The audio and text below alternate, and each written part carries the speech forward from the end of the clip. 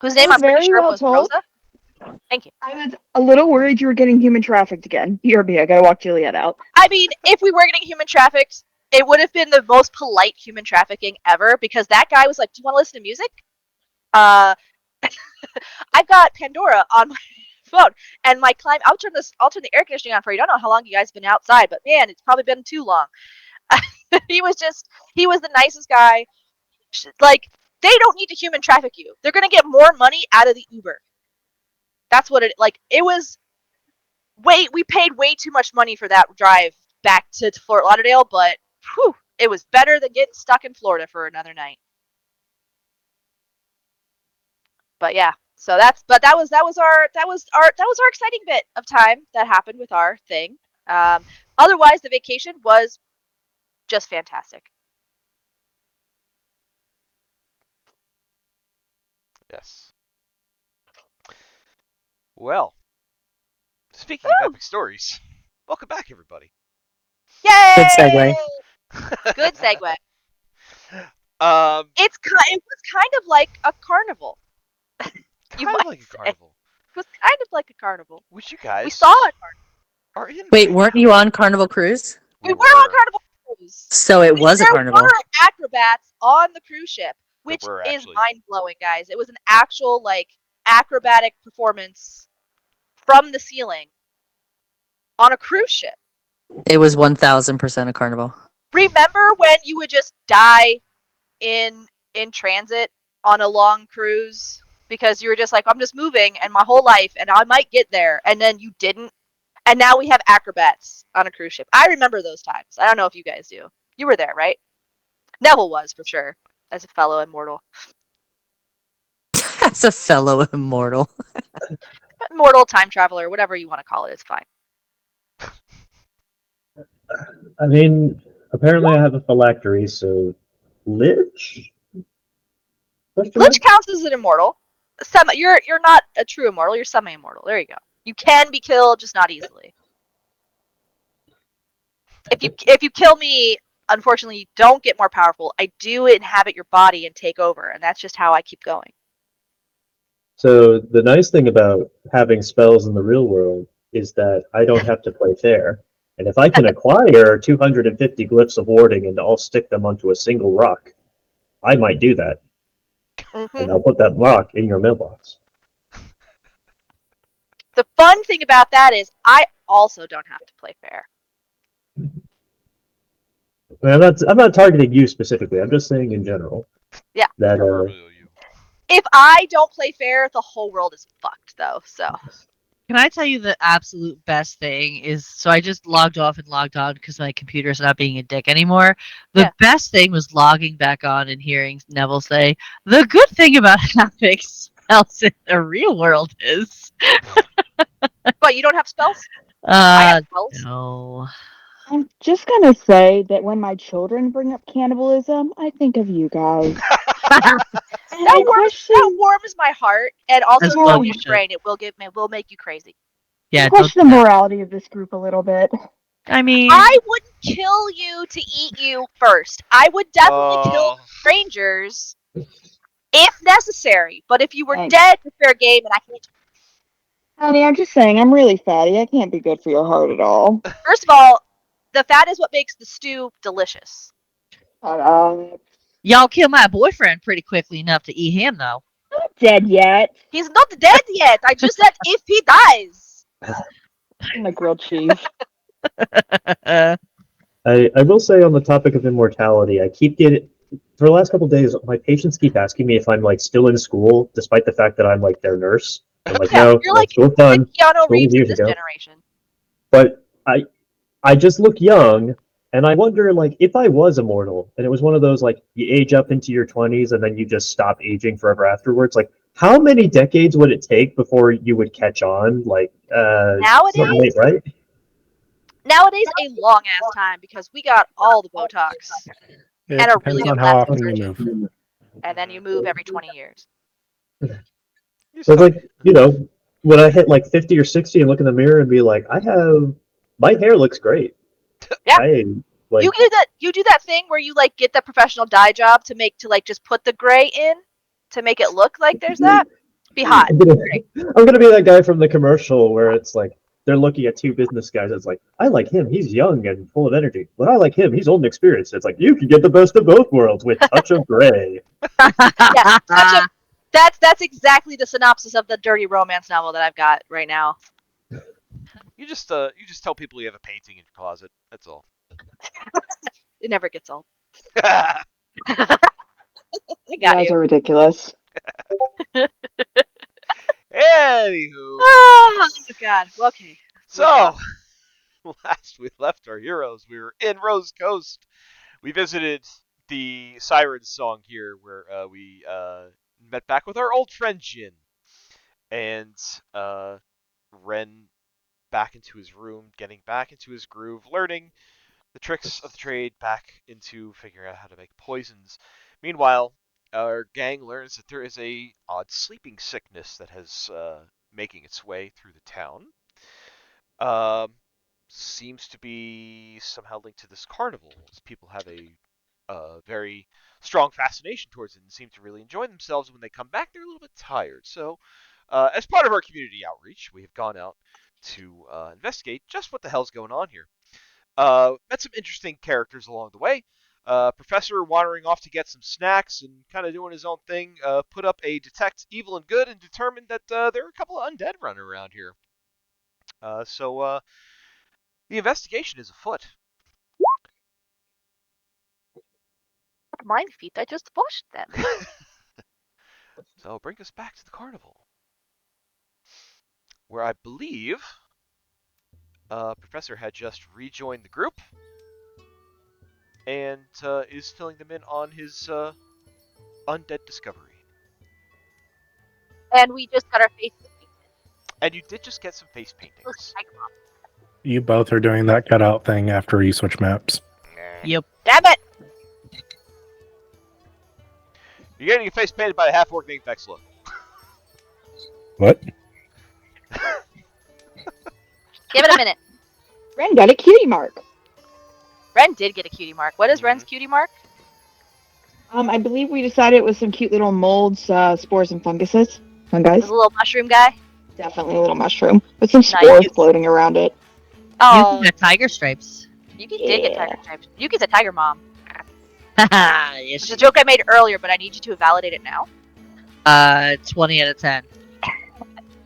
Am I still doing the cutting in and out thing? Hey, you're cool You now. sound okay. Yeah, you're Okay, Joe, talk. Hello, everybody. Nope, Hello. please do. Hello. So Vexla was given some face paintings, and I know that Naruko and I think Naruko, Jade, Arby, and Ren so far have all partaken, I believe.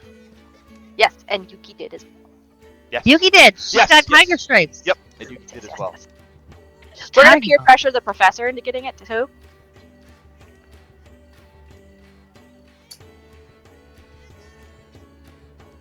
I mean, he could probably easily be pressured into it, but I don't think we got that far.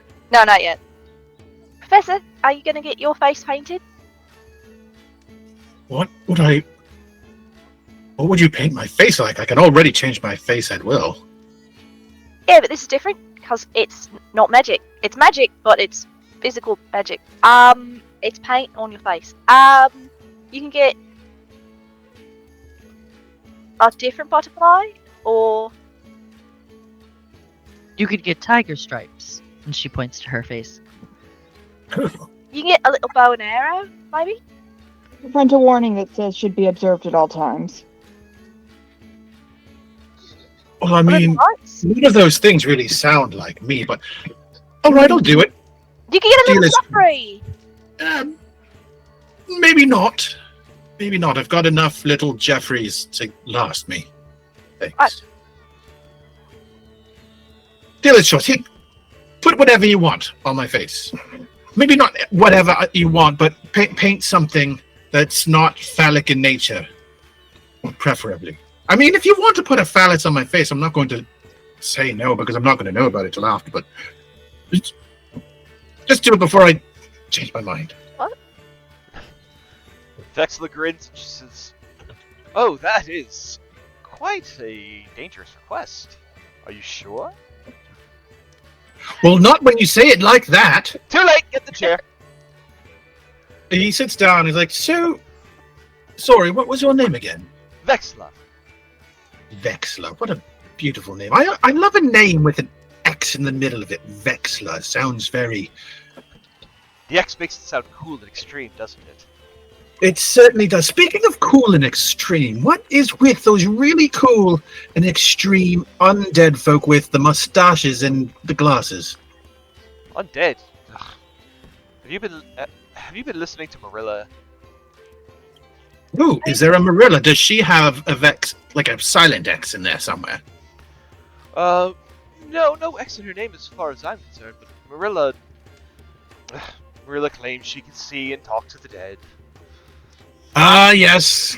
The classic I see dead people. I understand it well. Yes. As someone who does see dead people quite often, especially here, wearing glasses, wearing a mustache, what's with them?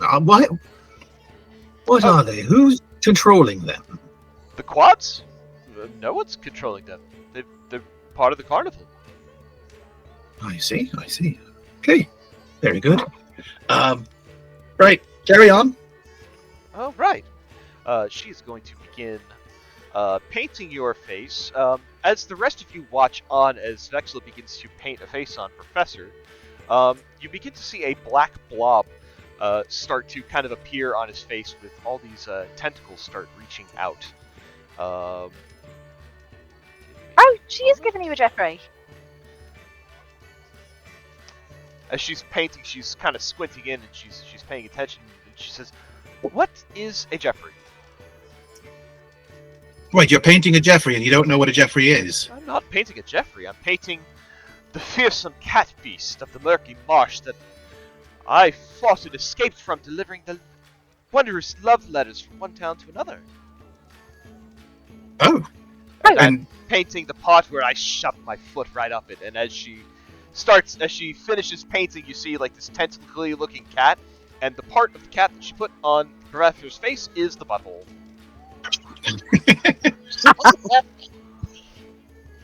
okay. Suits you. Great story. So you walk around kicking cats often. Oh, just ones that tried to eat me. Fair. I'd probably do the same. Well, All right. Well, thank you. What? It's an obscene body part, isn't it? I can feel it. It's like it's a body. It's a butt, isn't it? You put a butt on my face, didn't you? You did say not to put any phallic symbols on your face, and she didn't. It's not a phallic symbol. Well, it depends on what part of the country you're from. What part makes that phallic symbol? Don't worry about it. Thank you for the lovely, I'm assuming, butthole on my face. Vexler with an X in the middle, sounding very cool indeed, and having absolutely no idea anything about why the undead people with glasses and mustaches are walking around. I have to go now. And he just kind of steps up out of the chair and kind of saunters back over to the door. It's like, there's a lot going on here, and I've gotten my mind around far too many of these things at the same time for me to talk about any one of them at once. I know this place is great, isn't it? I really like it. Certainly overwhelming. Well, enjoy the rest of the carnival. Oh, Miss Vexler, Yes. what was the name of the other person who said sees dead people? Marilla. She runs the archery Marilla. tent. Okay. Thank you so much. Of course. It was wonderful to sit and get our face painted by you. Of course. Just if you do go see her and she starts talking on about her seeing the undead, just take what she says with a grain of salt. I don't have salt, but okay. Thank you. And she'll walk out with the Professor. Should we go see Marla? Marilla? Just Marilla. said a name. Marilla. Marilla. She agree. just said a name and I forgot it. We should probably go see her. Get some answers. No? Maybe. So what At does least that more mean? questions. Well, maybe they're just. What if they're just undead? They just like to work at a carnival? I mean, they could be. Would Could be. never outright decline the possibility of something that I have no idea anything about. But I mean, sounds Well, alike. Yeah, it does seem a little weird. Well, maybe that Marilla, Molina. Dang Marilla. it, Marilla. Maybe she'll. I mean, if she sees dead people, maybe she talks to them, and maybe she knows what's going on. She says that she's at the archery booth. Mm-hmm. Should we go there? Sounds as having good as Quite a any. time, so To the archery. to the archery. Just wave at Cody as we go by. He kind Does he of wave back? he gives like that awkward like that awkward wave where you just kind of like move your hand to the side once. It's almost like a half salute, half wave kind of thing. And he kind of gives you a smile and he nods a bit of a wink. Well, they seem really nice. The professor just does that thing where he points to his eyes with two fingers and then points his fingers to the Cody and then continues walking. He waggles his eyeglasses at you. That is the most glasses and mustachioed thing I've ever heard. That is someone's stepdad, for sure. Catching up.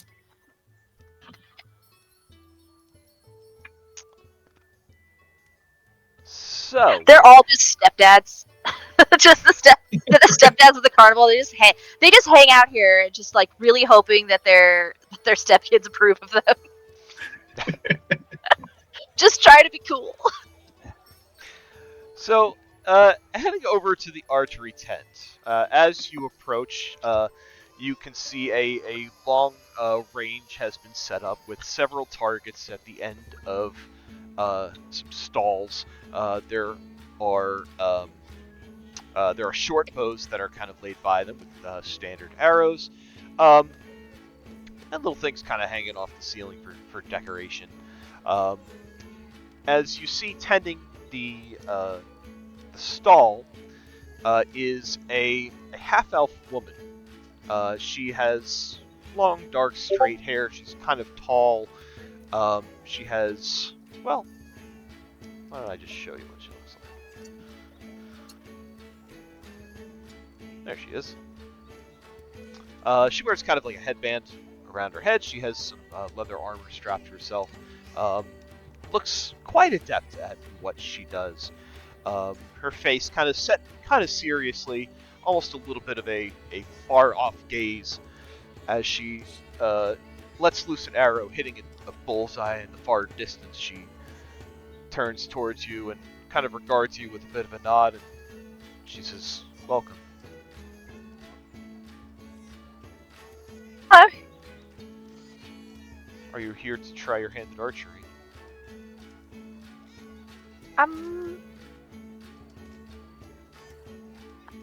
Sure. I've got a ticket. That. She's gonna like look at Yuki. Just. Yuki will nod. Okay. Yes. Archery is great. We heard you talk to dead people. Yuki's gonna pinch the bridge of her nose, like, oh, we were so close. She looked to you for help, and all I did was nod at her. She was like, yeah, she'll give her the ticket. She'll do archery. It's fine. It's a great way in. God damn it. Yeah, and also, you know, this is Marilla, because like the others, she does wear a tag with her name on it. Oh, good. You see, she Just randomly this one person. I heard you talk to dead people. They're like, "Who the fuck do you think I am?" see her as you ask her that, she kind of like the corner of her mouth twitches a little bit, and she turns back to the range, picks up another arrow, lets it loose, hits another bullseye in the far distance, and she kind of just absently says, "Then are you here to shoot arrows, or have you come to mock me as well?" I would never. I mean, I'll be happy to shoot an arrow if you can teach me how to do that, because I don't really shoot things. I mean, I can shoot things, but it's mostly with magic that I'll do that. But it would probably be really helpful for me to be able to shoot a bow if I had a bow. I don't really carry a bow, but that's fine. No, but we also see dead people, and we were hoping maybe you had an answer. We are not here to mock you. She turns to you and sees her eyes kind of scan each of you. Are all of you kind of entering the tent at this point? Oh yeah, Yeah. Yuki's in there. She kind of scans all of you at this point, and anyone who wants to may give me an insight check. Ooh. Ooh.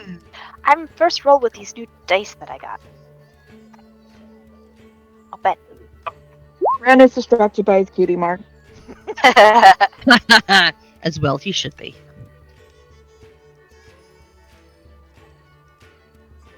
$18 for Jade.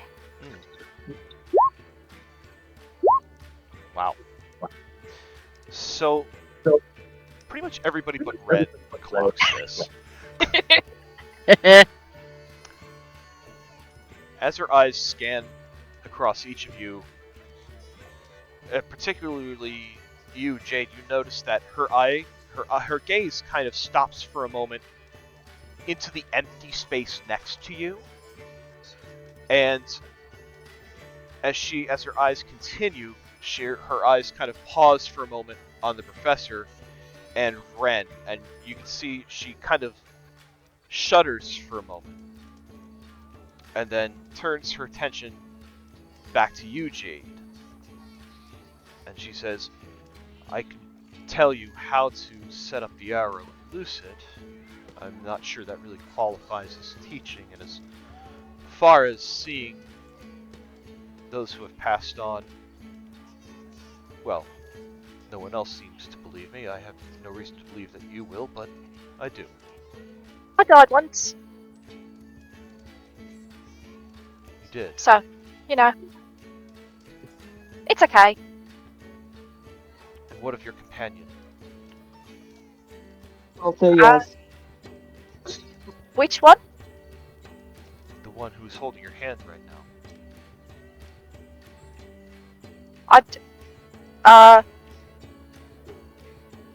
Jade just like holds her hands out. I don't. Jade, is one of your sisters kind of in communion with you at all at the moment? No.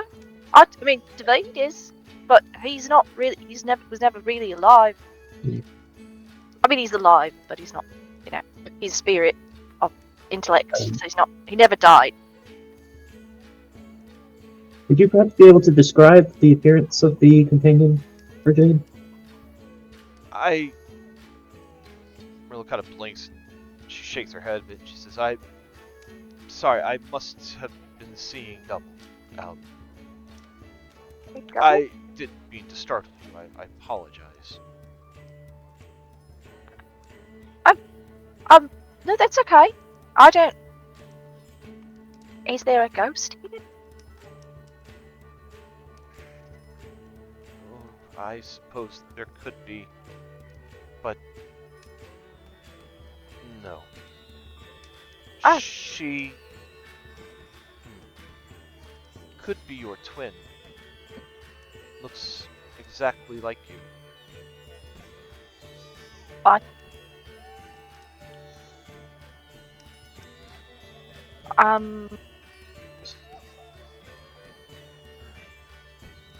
Do No? you know someone by the name of Isabella? No. My mistake then.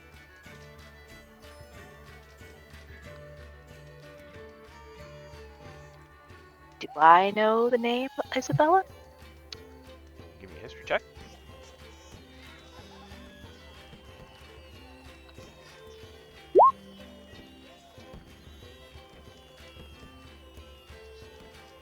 With the guidance, it's an 18. The name feels familiar.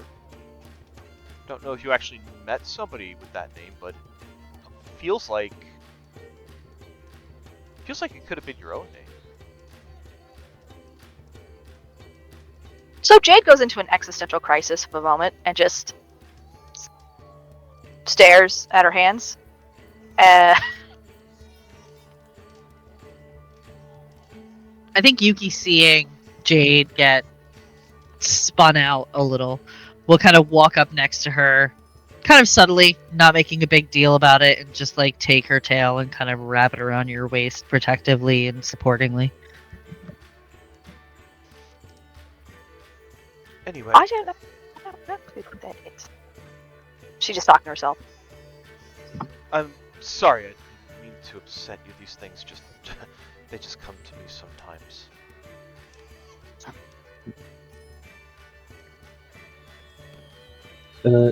Marco's gonna keep a hand on Jade while she sorts through some emotions, and we'll nod over to the professor. My companion had recently discovered that the polite fellows with the sweaters may not be entirely living themselves. He was hoping that you might have some insights on that. Your friend is correct.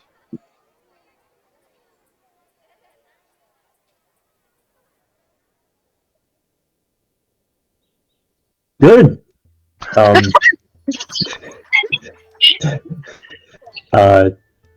Eddie,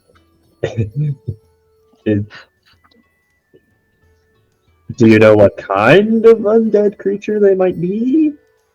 I do not know, but their souls seem alien and distant. I do not know where they are from, but I do not remember a time when they were not with the Carnival either. It is an odd sensation to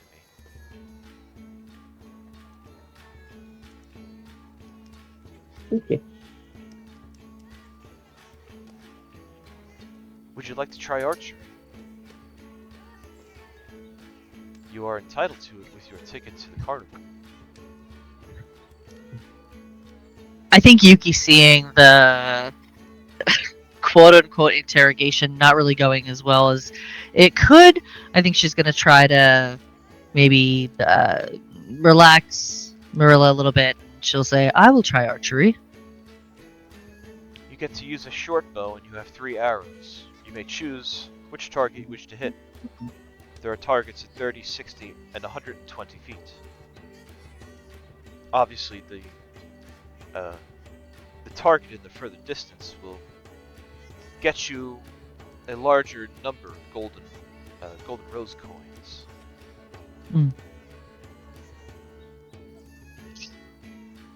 I will try 1 arrow at each target. She nods and she sets up a station for you. There is a standard short bow and 3 arrows.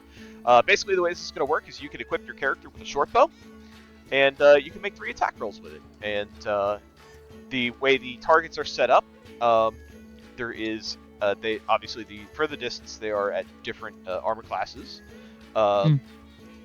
If you hit the armor class, it's basically you're hitting like the white and black checkerboard. That is, you get 1 set of prizes for that. If you're hit 3 over the armor class, then you hit the blue and red, which is kind of like the outside bullseye. You get a slightly higher prize, and the best prize is given if you hit a critical hit. Okay. What if my character already has a short bow? Then you don't have to equip another one. Yay! I don't know. I didn't know it was like a fucking thing. I don't know. I don't fucking know what I'm doing.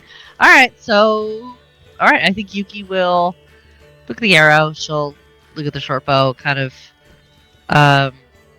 take a quick gaze over to where Jade and Naruko are kind of talking, and continue her attempt to distract Marilla a little bit and ease things up. And She'll say, I heard you say you don't remember a time when they were not at the carnival. How long have you been with the carnival? Just casually starting conversation as she works on getting the crossbow ready. Or shortbow ready. It has been a few years now, possibly 3 or so. Hmm. It's easy to lose track of time. I'm sure you can imagine.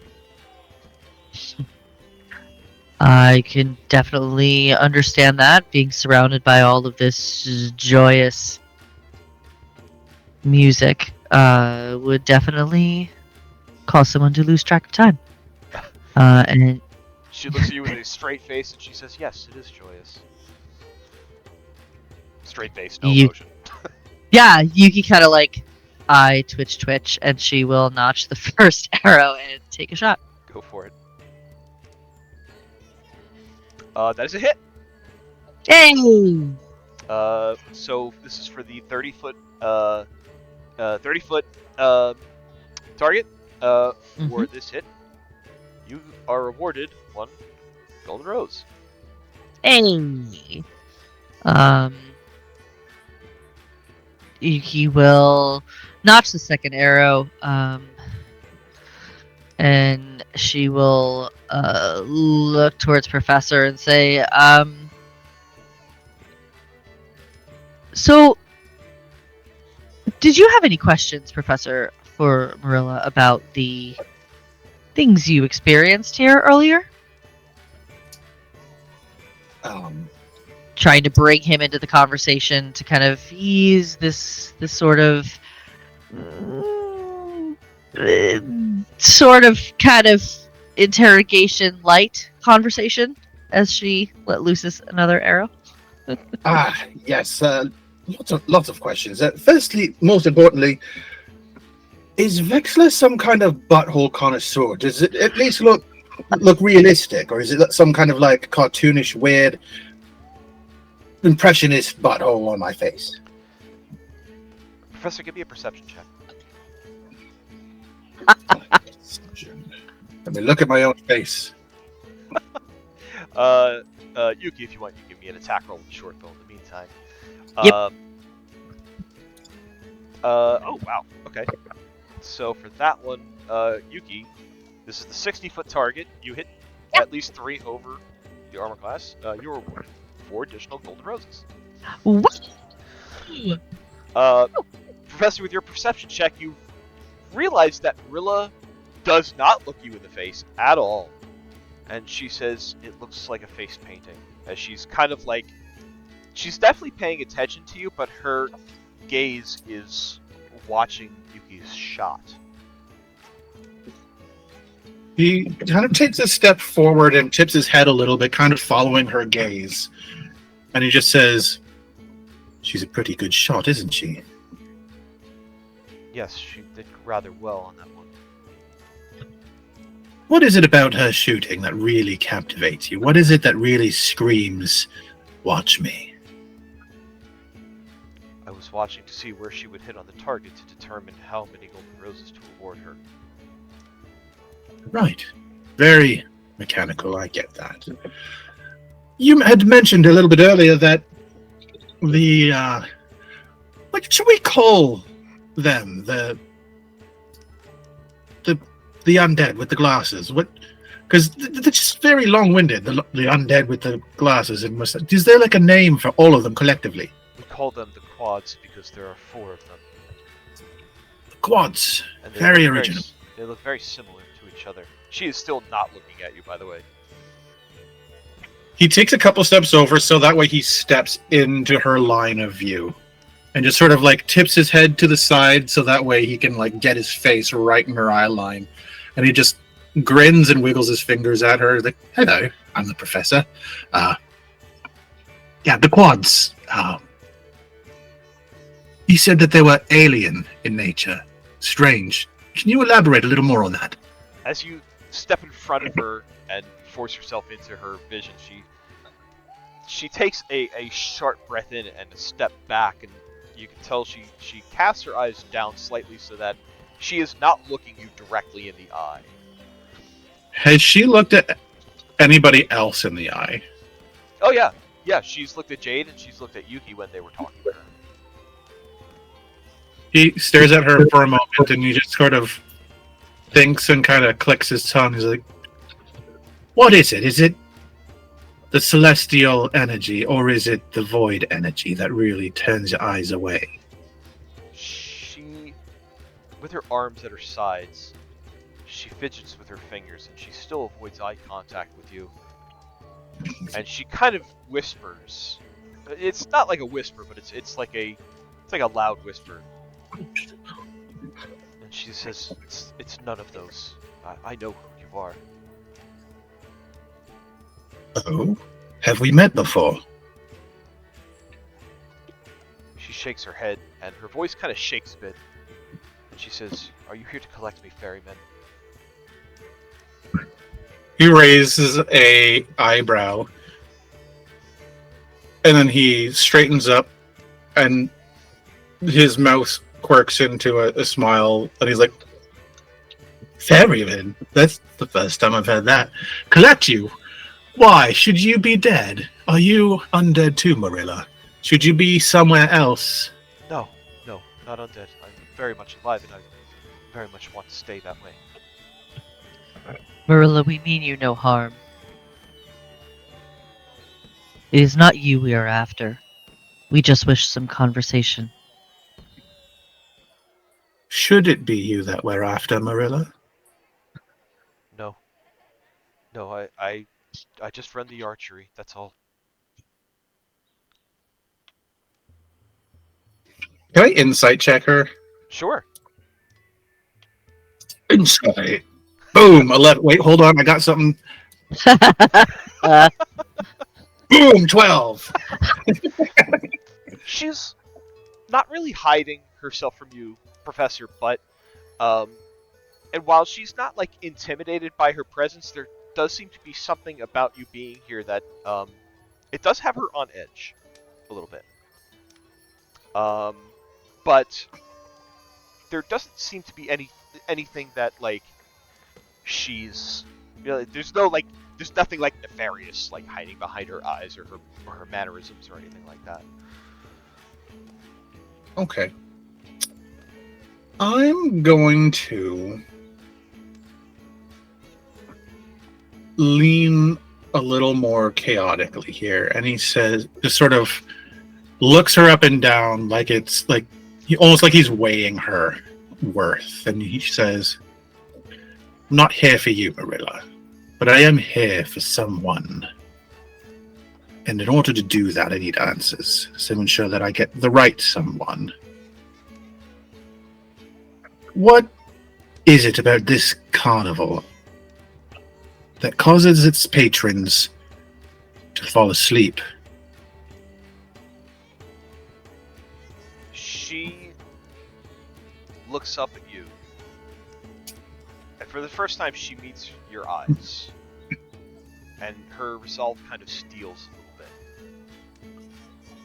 And she says, You know of the affliction. It is... I can see it. It is not a sickness, but... I don't know. It's something that is draining from the life of this town, and I fear that soon everyone here will succumb to it. Do you know where all that vitality goes once it leaves the townsfolk? She shakes her head and says, I do not. I believe you.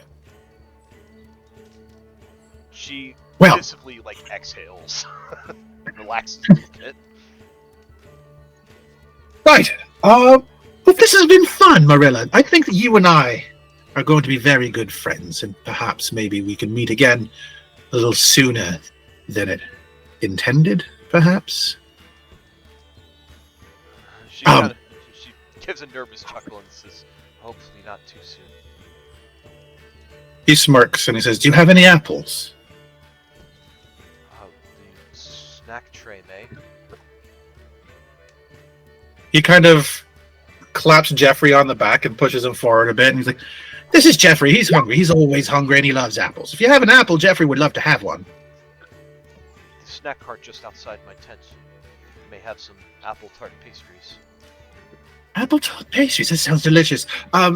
Also, trying to gestures over to Ren is like, he likes apples too. Can I take like 2, 3, or maybe even all of them? Her eyes widen as she looks at Ren and looks back at you, and she says, "You may take whatever you like, ferryman." He just grins impishly and skips out of the tent towards the food. Her gaze kind of looks back over to Ren for a moment, and then kind of lingers for a second, and goes back to Yuki and says,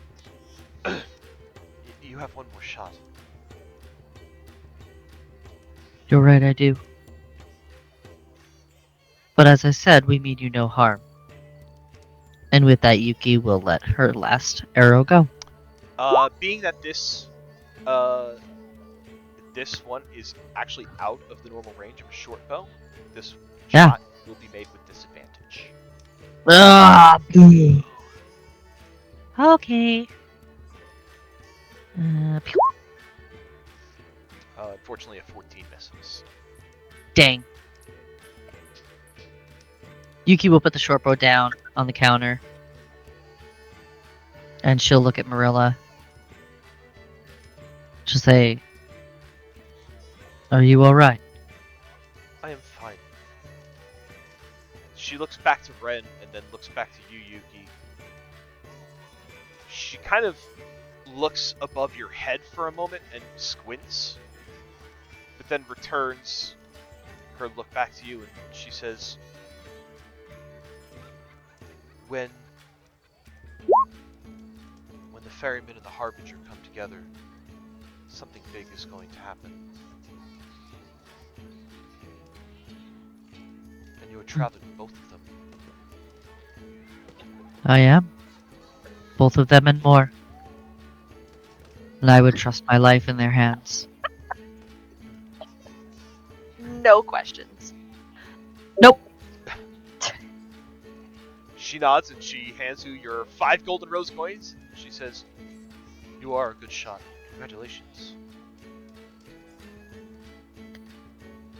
Yuki will nod. And she will just walk away. Yep, that's intentional, guys. Naruko will nod to Jade and lean down and give a kiss onto her little painting of a butterfly, and then giggle a little as the magical painting kind of flaps its wings in response. So that's stupid cute. So cute. All in time. Well, I think it is my turn to try my hand at archery. May I get a kiss for luck from my lucky star? If Jade could blush, she would be blushing right now. And definitely tell about it because the butterfly flaps its wings a little bit more frantically. And she'll lean up on her toes and she'll just give a kiss right to Dariko's left cheek, and then to her right cheek, and then on the tip of her nose. Extra kisses for all the arrows. 3 per shot. Naruko will walk up to the table, and she will smile at Marilla and say, are there any limits on any sort of magical assistance one might provide themselves for this challenge? It would not be much of a challenge if you use magic to assist yourself. She'll pick up the short bow on the table, and she says, what about a little bit of craftiness? She tilts her head a little bit. She says, "What do you mean?" Naruko would like to use her daily bonus action magic weapon thing, Spellsmith, that she can do. But she would like to do it in a fashion that she takes out a few tools and basically adds on a sight onto the bow and rejiggers it to tighten up the strings for greater tension strength. I imagine one of those open world games where it's I have a bow, but now I've got a crafting station, so I've made an advanced bow. It's a bow with a laser sight, cup holder. More or less. Uh, would that be acceptable? I will still award the prize either way, but would it be worth it knowing that you had to have all of these tools to help you? Would it No. truly be a victory for you? Narco looks her in the eyes and says, "These tools are my talent that I have honed over years of very diligent study and practice. So, just as you would go and train your body to strengthen your muscles so you can pull back tighter on the string, I have trained my mind to enhance my technique. I think that is equally worthy." Then let us see how your tools serve you. That we shall. Also, I kind of needed to do that, otherwise I don't get to use my intelligence for the attack and damage rolls. So, that's who cares. Naruko is going to aim for the furthest back target because I have sharpshooter, so I don't care about the long range penalty. All right. And let's see. Hold on. Why is that? Oh, that foot. Okay, so yeah, it's the same attack bonus as the musket. Groovy. +10. I like that. Nice. Naruko is not going to do what she did the last time she was at a shooting gallery and throw fairy fire on the targets.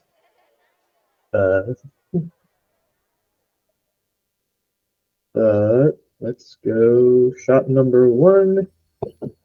18 plus 10 is 28. That hits. Gets you in the blue-red area, and you are awarded 10 gold roses. Cool. Damage doesn't do Damage anything. doesn't. Yeah, damage doesn't matter. Okay. Also, I missed it earlier when you were talking about. Did you mention what the actual armor class was? I thought I heard that. I was looking at I something did else. not. So at 30 feet, Not. at 30 feet the AC is 11. At 60 feet is 14, and at 120 is 18. Okay. Second shot is an 11 plus 10 is 21. That also awards you 10 gold roses. And the third shot is another 18 for a total of 28. It's another 10. Look at Naruto go.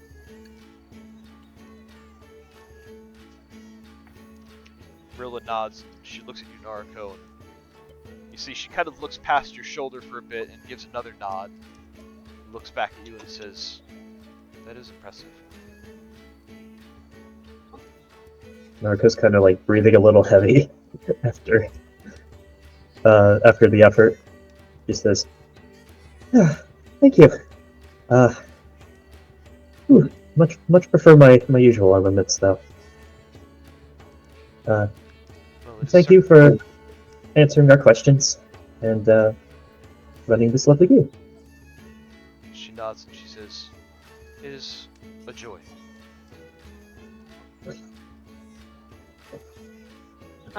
Jade is gonna lean in at Naruko's side. She's doing that thing that she was doing to me, where she was looking at something that wasn't there. But to you this time? Marilla, if you notice anything unusual about me, I would be most interested to know. I think the insights you provide are, well, maybe not miraculous, but they're certainly unique in the world. I can tell you what I see, but it is one of those things that once you know it, you cannot unknow it. And there are some who are not ready for that. I will tell you if you wish, but do be warned. I get it. I don't think it's for either of us to decide if anyone's ready or not ready. Knowledge is knowledge. So, tell me. Watching you use your tools, there are 2 other sets of hands that guide you. And they help show you the way, or at least want to.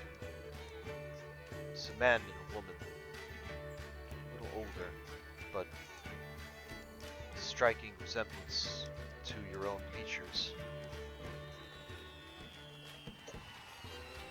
Narco gets a little teary-eyed. He says, I think I know who you're referring to. And no, it's a joyous thing to know that they still are with me. I'm glad it brings you comfort. Not everyone has that reaction. And she kind of like glances at Jade for a moment and back to you. Sorry, that was a moment. Hers was better. There is no need to apologize. Sometimes these things are a bit jarring when you are not ready for them. Yeah. But I think I'd be more perturbed if I had heard that before I had a chance to sort of make peace with them. So I've felt their presence once before, more strongly. Yeah.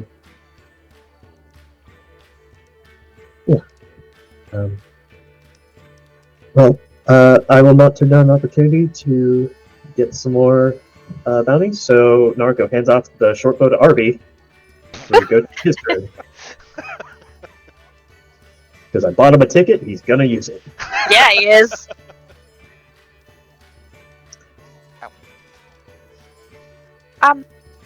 Gorilla, while I was having my moment, I was still listening because I can still hear because I was only right there.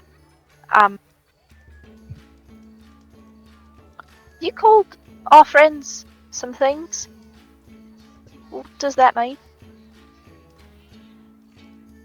The ferryman and the harbinger. Yeah. Do you know the tale of either? I mean, it depends. So I have a lot of history books that I would read back at home, and some of those are about ancient religions, and sometimes a ferryman is the man that, carries you over to the other side of, the afterlife, and the harbinger is usually just, it's a term, I think, that usually someone calls for something, right? They tell you when something's happening. You are on the right track, yes. The ferryman is the one who takes the souls of the dead to the afterlife. There are some cultures that believe that you need to pay the ferryman, but that is not true in actuality in all cases. Your professor, your friend, he calls himself the professor. He is the ferryman. He ushers the souls to where they go for their rest, but his presence is not a scary one, though my reaction may lead you to believe differently. It is actually joyous because he finds those souls who are afraid and lost in the darkness in an unfamiliar place. He is the kind smile and the helping hand to lead them through the fog. Still very much tied with death, however. And I may have reacted poorly, and I may have feared that my time had come. Especially with bringing the Harbinger with you. The Harbinger is the one who tells of a change in the tide. Now, it doesn't necessarily have to be death, though I see that your friend is also associated with death. It does not necessarily mean death, it just means a change. There is a change in wind, and when the Harbinger and the Ferryman come together, well, change is inevitable.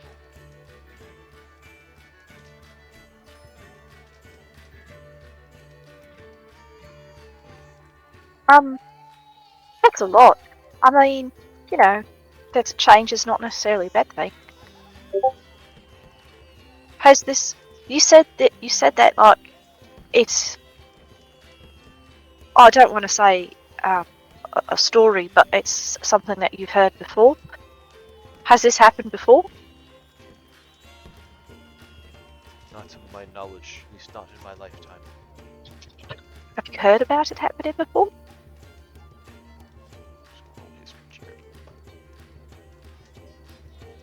She shakes her head and she says, I'm afraid not. Oh, so it's just a legend then? It is a story passed around through whispers of the dead.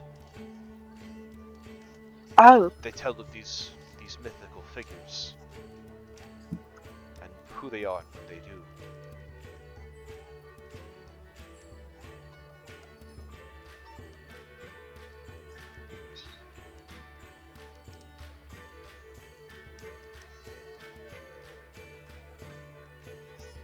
I must say it is relieving that to meet somebody who believes that what I say. people don't believe you? Most don't. That seems strange.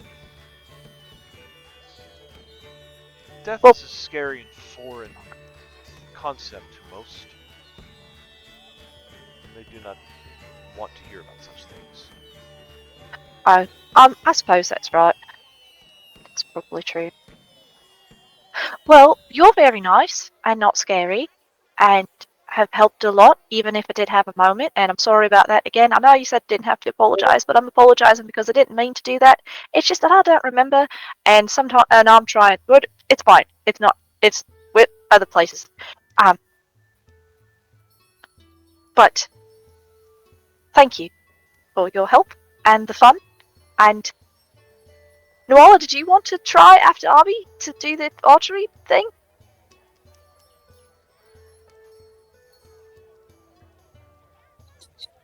I can.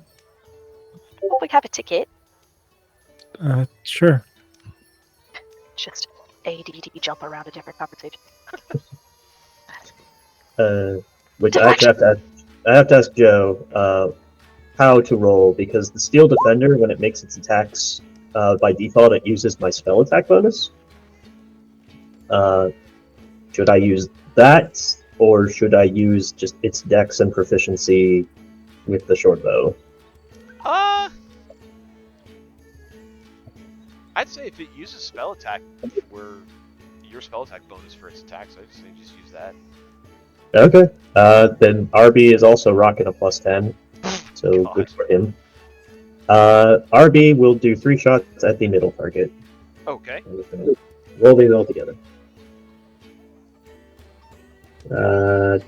So first one is a total of 17.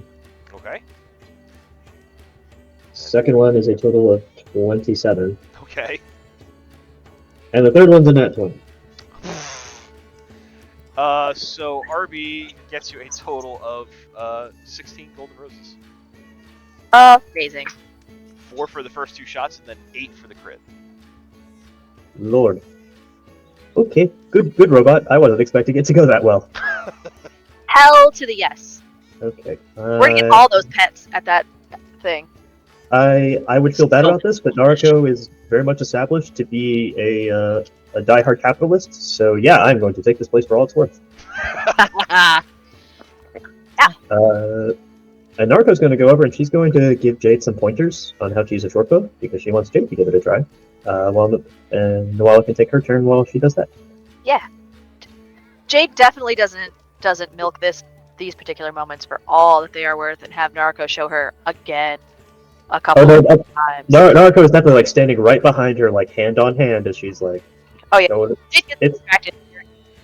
mhm.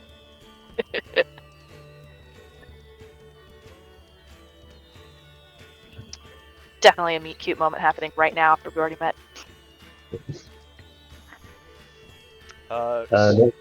Noel, you can absolutely use the +1 short bow. Since that's going to last for like an hour. Fantastic. Alright. So Merlot stands by, watches as the short bow is handed off to Nuala. The targets are set up and prepped.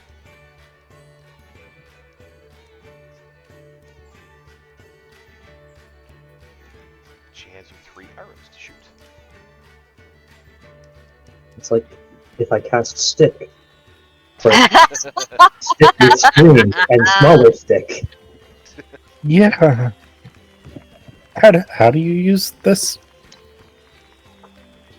Marilla kind of takes a stance behind you, and she kind of guides your hands to, one on the wooden part of the bow and the other to the string, and she kind of shows you this is how you hold it, and then when you notch the arrow, you want to pinch it between these 2 fingers and guide it, resting on your hand that is holding the front.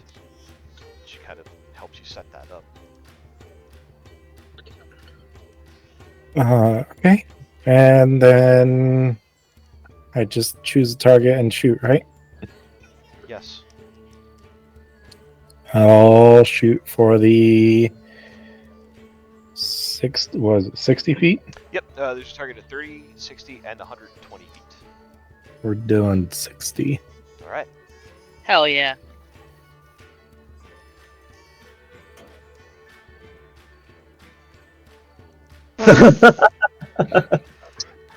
Amazing. So a crit on the first shot gets you 8 golden roses.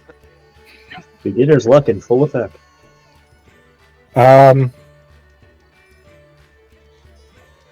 Okay, that went pretty good. I would say, and Brillo looks actually like very genuinely impressed as she watches you. I'm just gonna keep shooting at that target. You seem to have more skill than you take yourself credit for. Thank you. Another 4 golden roses for that shot. She says it is quite impressive for a new soul such as yourself. Can I give myself disadvantage after she says that? I mean, I'm not going to stop you.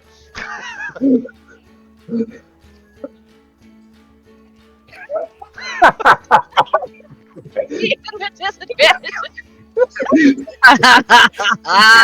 You just don't miss. You just can't. But it's still in that 20 away. I threw a nat 20 away. Wow. Merce corrected. Right. You seem to know a lot about everyone that comes into this tent. She nods. She says, not personally, but I can see what follows them.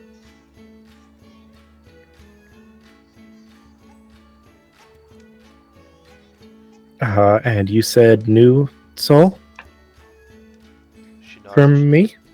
She nods and she says, yes, there are no dead that follow you. That typically happens with a newly created life.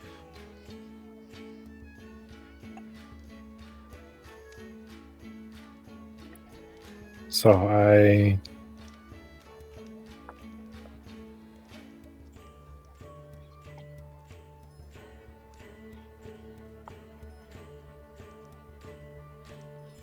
How old do you think I am?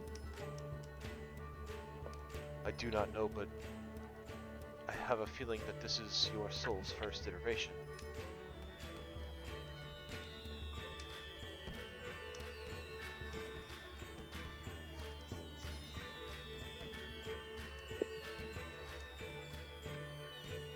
She tilts her head and she says, does this bother you? Oh, I should have asked if that was something you wanted to know, I guess. I'm sorry, I'm bad at doing that sometimes. Oh, no, it doesn't bother me, actually. It's really nice to know. Thank you. She nods and says, you're welcome. And I will put the bow down and pick up the golden roses. Nice.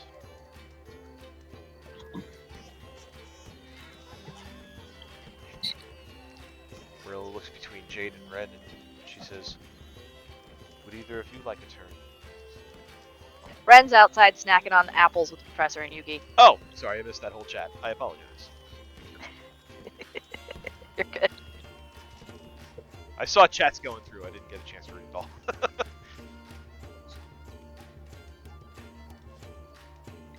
So then she looks at Jade.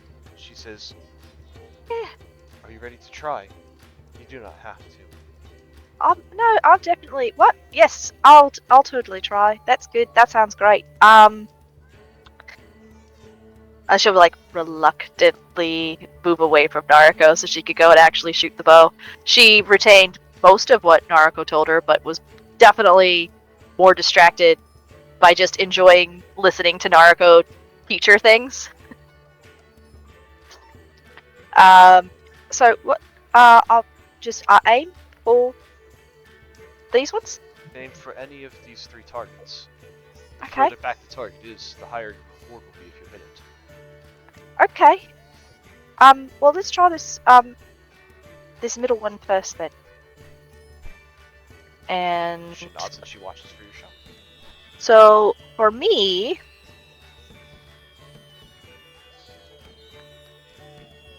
take short bow. Oh, it doesn't want to take my short bow. +1 short bow. Short bow.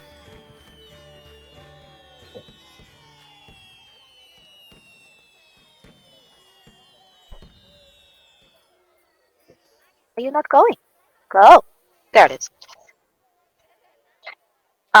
So we're gonna try the short bow. Do I have disadvantage on anything or? No, you would only have disadvantage if you would try to aim for the 120-foot target, since that is Okay. beyond the range of a short bow. Okay, she's Or gonna try beyond for the normal middle range, I should target. say. She's gonna try for the middle target because she's never done this before and she wants to impress Naruko a little bit. So let's try the middle one. All right.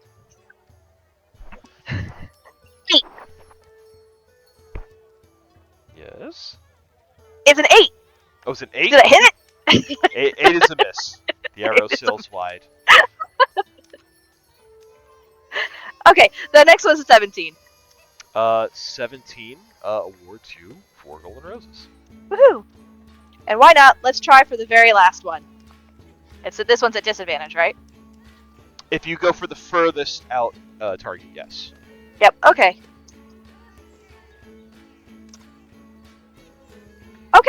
Okay. That's not bad. So it's the 17 again. Does the 17 17 hit that one? just misses. Oh, nuts. Is that including the +1? Oh! That was not including the +1. It's an 18. Then it does hit, and you are awarded 5 golden roses. What? Woo! Power of liking a lot mattered. Special friend bonus. Yeah. Yeah, special friend bonus. That one the very first time. Oh, that's so funny. Oh god, that's so funny. Okay. Oh, look, Naruko, I did it. Yeah, you even hit the furthest one. That one's tricky. It definitely was. I thought I missed it. And it went, but the wind caught it. I think. Or maybe not. Or maybe it was just the hand thing happening. But that's great. Yes, thank you very much, Marilla. You're very welcome. I hope you had fun. I had a wonderful time after that first bit of time. I'm glad. Yes. Um, Should just give Marilla a hug. She kind of apprehensively hugs you back, and it's not like a tight hug. It's just kind of like one of those loose Yeah. arm around you kind of hugs. This like, oh, a strange, crazy person's touching me. Yeah, I got it. okay. Thank you. Take her golden roses. Ren will trot back in at some point and be like, oh, "You got stuff, Jade. That is wonderful. Perhaps no- I will try." Naruto showed me, and I hit all the way back one. She usually have a short bow. Usually uses the other stuff. Okay, Ren's gonna give it a try. Wow! Marilla gives you a little bit of a wide berth as you step up to one of the stalls, and she readies the arrows for you, and she gives you a nod. She says, "The range is set for you, Harbinger." That is not my name. How did you come across that title? It is what you are, is it not? You are the I one. am Ren. That is what they may call you, but you are the Harbinger. You are the one who brings change. Oh, I have heard this. That does seem correct. I see. I see the scythe on your back, and I understand what you represent. It is honest work. I do not do it with malice. It is noble. It is necessary at times. It is, yes. Just gotta pick up his short bow with his scrawny arms, cause man, is that what he does? Gotta give it a try though.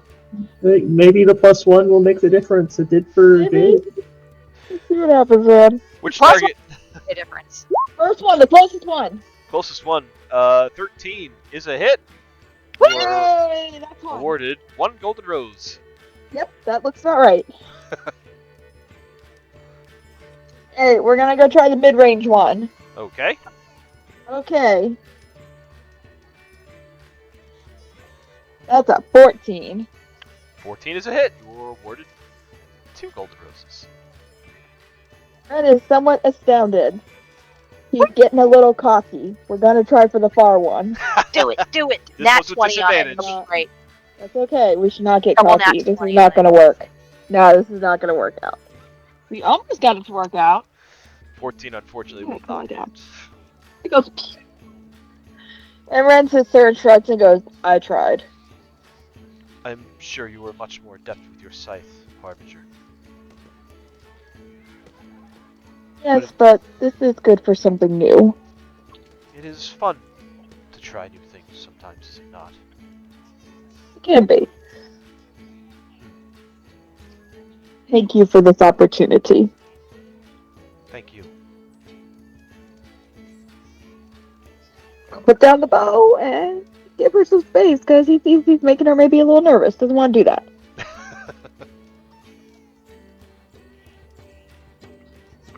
Seeing everybody like wrapping up everything, I think Yuki's gonna kind of tiptoe back over. She's gonna say, Marilla, Yes. if I could just ask one question. Sorry, still working on getting used to spontaneous things. What did you see above my head earlier? It is an old man who watches over you. But it is not a man, more of a presence. I don't know if that makes any sense to you or not, but it takes the form of an old man wizened by many years. And he smiles down upon you and sips tea. Yuki will smile and say, I do not know who you're referring to, but that was actually not as scary as I thought. Thank you. Thank you for telling me. She nods.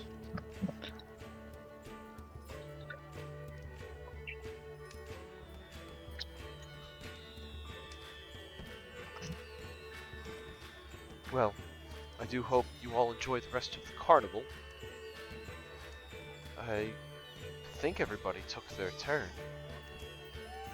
I don't know if the professor actually shot the arrows or just was the professor, Oh, which you don't really understand because you didn't travel with us, but sometimes he just talks a lot.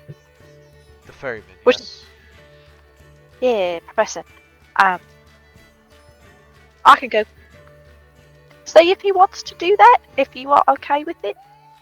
Of course, everyone is welcome. But I will not force anyone. Whatever you choose to do, though, I do hope that you enjoy the carnival. I do hope you come back next time. Yeah, I mean, it's been real fun so far. Good. I'll go get. She's just gonna like lightly brush Naruko's arm. I'm gonna go get the professor, and just head out to go find him. Naruko will come with, just so that she can. She knows the professor went for the food, so she's going just to check out to see what they got on sale. Yeah. He's just out by the cart, kind of hanging out there, and he'll notice you guys come out, and he'll say, "Well, everybody had their fill of shooting bows." Yeah, we won some roses and learned some more about Marilla and the things that she sees, and the fact that apparently you are a ferryman. He nods. He's like, "Excellent, excellent. Jade, are you detecting any magic off of those roses?" Oh, I forgot to check. Let me check. Detect magic. No magic on the coins. No, they're just regular coins that just have the gold rose stamped into it. Well, that would be just too easy, wouldn't it? Well, good anyway. Congratulations, all of you, on shooting the bow. Did you want to try? Oh, no, that's okay. I think Marilla probably use some space from me for a little bit. And also don't really got the dexterity for it. Naruko taught me how to do it. Oh, well, there's no better teacher on anything shooting related than Naruko. That's true. Yeah, I think I might try my hand at catching a pig or something. What? The big goofy smile like Jade had while she looked at Naruko and said that Naruko was the best teacher just completely turns to confusion as she looks at the professor. What are you talking about? Catching a pig? He shrugs. Is that a turn of phrase about them serving bacon here? I know how much you like breakfast. Oh, yes, at breakfast. I wonder. No, I'll try the other games. Perhaps some run by someone who isn't absolutely freaked out by my very existence before then. Marilla did seem a little freaked out, but she did say that it was because she was kind of caught off guard by you, and she thought maybe she had died, or she was going to die, and she wasn't. Would be awkward. Well, the night is still young. Don't want to rule anything out yet, morbid as that is. I mean, we're not gonna. I mean, we won't let anything happen to Marilla. Oh, no, we're not by hand. But the fact of the matter is something strange is happening here, and people are just accepting of it, aren't they? I guess because it's not really happening in a big way. And I was having a bit of a moment, so I didn't really hear everything that she was saying, although I heard a little bit of what she was saying. Well, she said that that the quads, The Quads. yes, they had always been with the circus. She did say that. So, and if the circus has been here for a real long time, then but the sickness is only happening lately. Maybe it's something else. That is true. Do we know it's only just started? Did we hear that? Somebody tell us that. Yes. Didn't Jin say that it was? Right. It started a little while ago. Right. So then something new. Then. And the passerby you accosted on the street, she said that the new entertainer seemed to be coinciding with the phenomenon. All right, the new entertainer. It's almost strange that so many people are so taken with this person. They must be very entertaining if in this time that they've been here that they've been able to capture so many hearts so quickly. Well, I mean, they got a lady who can see dead people man in the archery booth, so, I mean, what can the Great Gerardo do, you know? If that's the archery booth talent. That's true. I think you have the right idea, Professor. Let's continue our circuit of the various attractions here, talk to the workers, get as much information to arm ourselves as we can before we head to the big top. That's a good plan. None of them have mentioned who the owner, operator of this place is. Maybe they brought in the quads as part of their workforce when they first set it up. Maybe. I mean, Vexler said that they're not controlled by anyone. That she knows of. Right, but I just mean, you know, there's nobody, like, sneaking around all suspicious like. That's true. And the Codys don't seem to be... They seem to be very nice, and the workers know them, so... Yes. Just something unsettling about them. But anyways, on to the next event. I'm sure we'll find something new there. Probably. Let's see. A tattoo artist down south. Some sort of other game over to the east. Well, Professor said he wanted to catch a pig. Does that mean that we need to go get to the other snack booth? Why don't we just go to whatever's closest? I mean, the tattoo booth is closest. Not playing dibs at getting another butthole tattooed on my body, but someone else is welcome to. No. Perhaps the tattoo artist, if you ask them to surprise you, can modify your previous acquisition into something different but artful. I think it goes away in like an hour. Well, there's only one way to find out. He wanders off. We will wrangle companions that Professor is declining to participate in archery. Professor, do you want to give your ticket to Arby and have Arby fire it again? Oh, Like yeah, road. sure.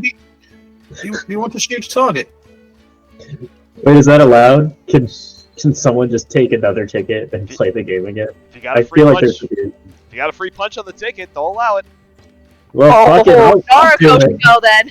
Naruto will do it. Hell yeah. I want you to do it again, Naruto. I'm sorry, what? I want you to do that again. You want to? No, I'll watch you. Oh, okay. Sure. I'm good, but not that. I mean, I'm okay, but you're great. Alright, real quick. Firing at the furthest target. Yeah, do it. Okay. Do it. Get 3 nat 20s.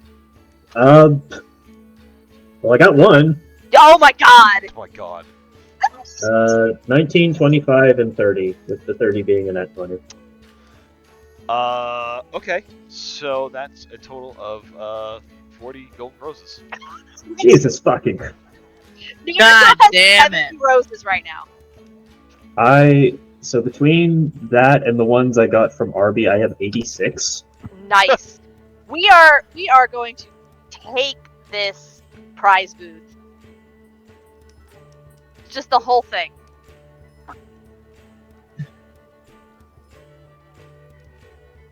It's 25 golden roses for a pet. I don't even want a pet. I I know. would like a kitten. We Oh, have God. enough familiars hanging around. What have I done? Now there's gonna be just a zoo following you around. We're all gonna go after these minor enchanted items. That's what we're doing right now. I was worried that I was gonna have to like save up and work for this, but then I was like, oh, an archery range. I literally built myself to shoot good and nothing else. So Shoot good and nothing else, like everything Narco does. okay, that was a bad lie. I'm sorry. Yeah, that's such a bad lie. Okay. All right. Well, with that absolute travesty of justice committed, let's get to the tattoo. Okay. Do the tattoos! So this tent is wide open, with a fancy leather couch to sit inside on. The interior is decorated with a variety of drawings, including the skull of a horse, like Ren's. Sitting kind of at an art station, what you see is a female halfling. She wears a name tag, and her name is Matilda.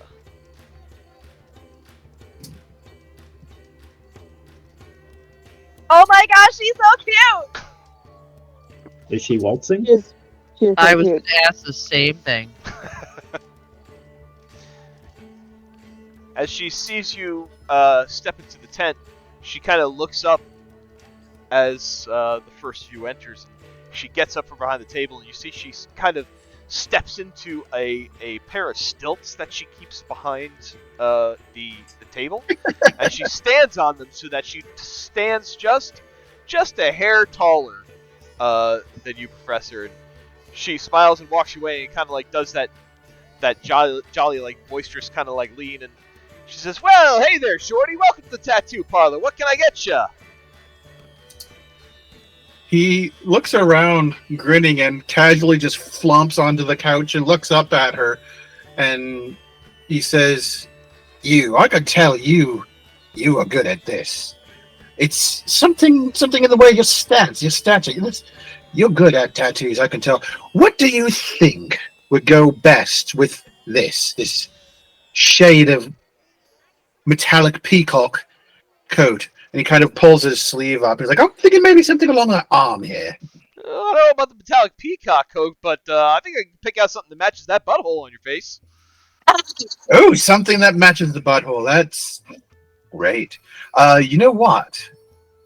Tell you what. I would love to see more of your art. And his eyes just kind of fall on like the image of the horse skull. Like, oh, I know that guy. That is not funny. What?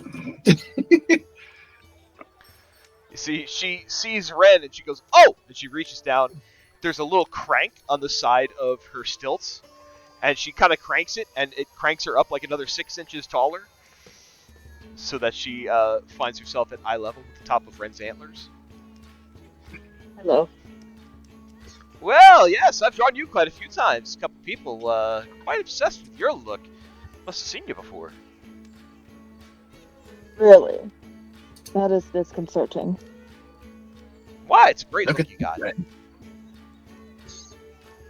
Look at that. You're Ren. not- The people in this continent love your look, not like the other place. I like this place. We should stay I'm not- here. It's unique and Comfortable having my face on people's bodies. it's unique and intriguing and intimidating. People want to look scary sometimes. I'm scared. Scary, Ren. But there's also something oddly comforting about it, if you ask me. Ren's face kind of like turns a little bit, and he almost seems to smile at that. Yeah, so what can I get you? You want me to pick for you? She's looking at the professor.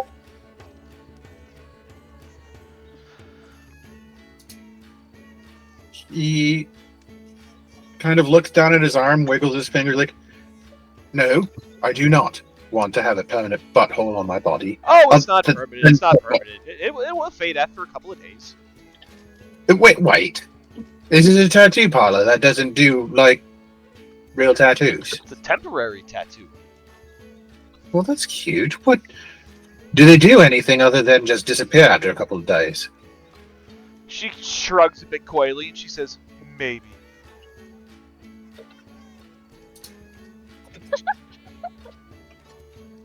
All right. I would like, kind of gestures to his arm, menacing, ever-gazing eyeball, wreathed in tentacles, kind of wrapped around my arm. Ew. Like Large Luigi over in Moonhaven?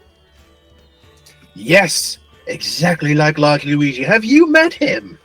What a gentleman, that chap. He is a blast. Have you ever drank with him? I have not had the pleasure. He is really just a big round eyeball with more eyeballs, right? Something like that, yeah, but he he gets deep into waxing philosophical once he gets a couple of those Iron House wow, woohoo, those Iron Hammer ales in him. Duly noted. Come, Well, sit. I'll get working on it right away. Right. Here? On the couch? Yes, Would you yes. like me somewhere else? Okay. Wherever you are most comfortable, my friend. Well, I'm already sitting here. I guess this is as good a place as any.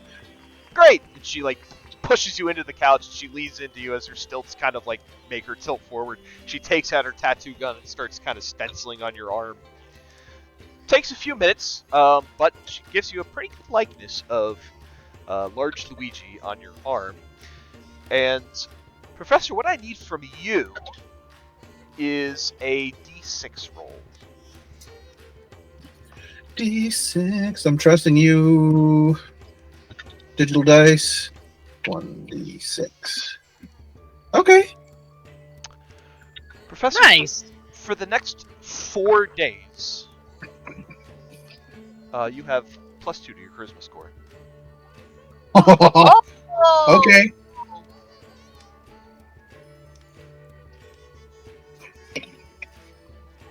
He looks at it and kind of flexes his arm in a way that kind of makes it look like the eye stalks are dancing. He's like, "You do good work. How have you thought about doing more permanent work?"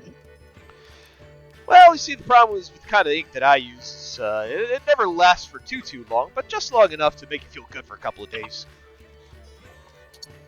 To be able to do something that is more permanent, nah, it's way too much trouble than it's worth.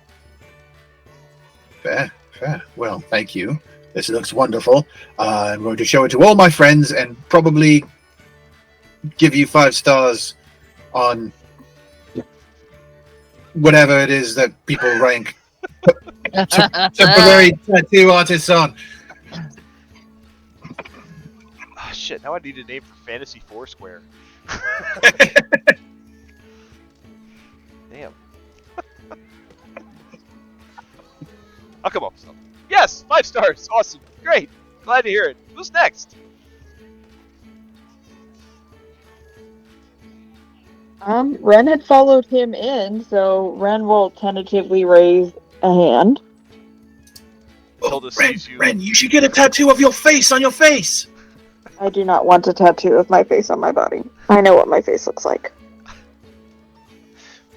Matilda sees you raise your hand and she goes, shit. She, like, pulls down a couple of books and she stands on them, and then she reaches her arm up so that her arm's taller than you. Is that necessary? What are you talking about? What is necessary? I do not think less of anyone if I stand over them. I stand over many. It is nothing personal. I am just tall.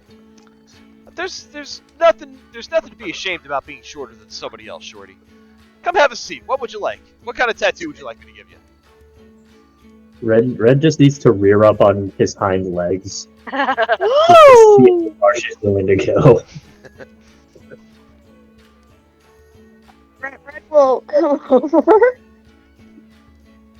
He'll kind of eye her, and he'll be like, "Would you like me to kneel? Would that be more beneficial?" She kind of clicks her teeth and she reaches behind the table and she grabs like one of those grabbers, and she sticks the tattoo pen in it, and she goes, "Nope, I got you. What do you like?" I will kneel. That seems unsafe. But Ren quickly kneels. Tilda shrugs. She takes the pen in her hand. What would you like?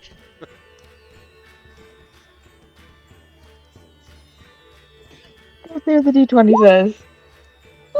Ren will like motion at his arms. He'll be like, "May I have some withering vines and thorns?"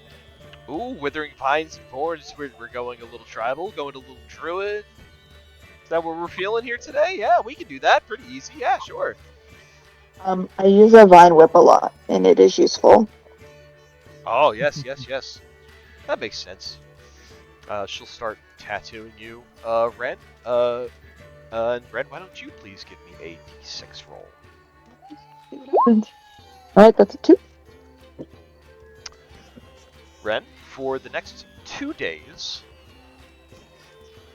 your dexterity goes up by 2.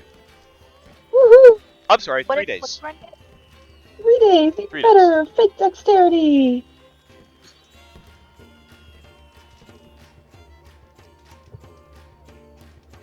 Kathy, did Ren get? He got a vine with withering thorns. Withering vine with thorns, sorry.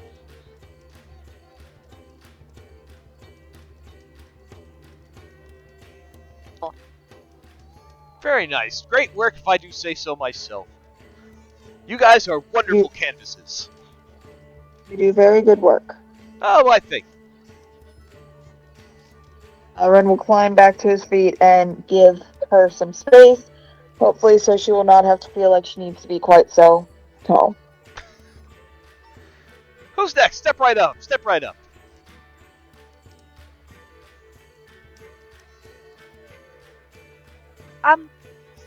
I suppose I could get one. Ah, sure. She kind of looks down a bit and she steps off the books, still on her stilts. Hi. And what would you like, my friend?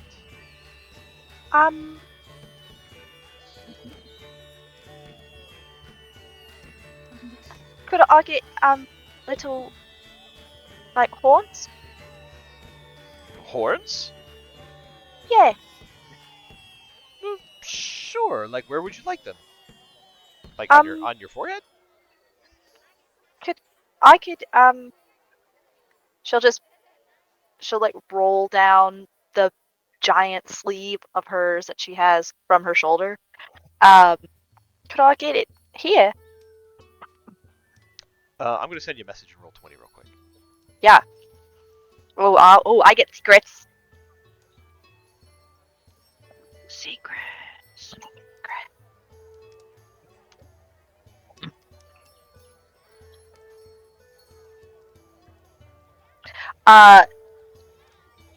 No. Okay. Well, when she pulls that down.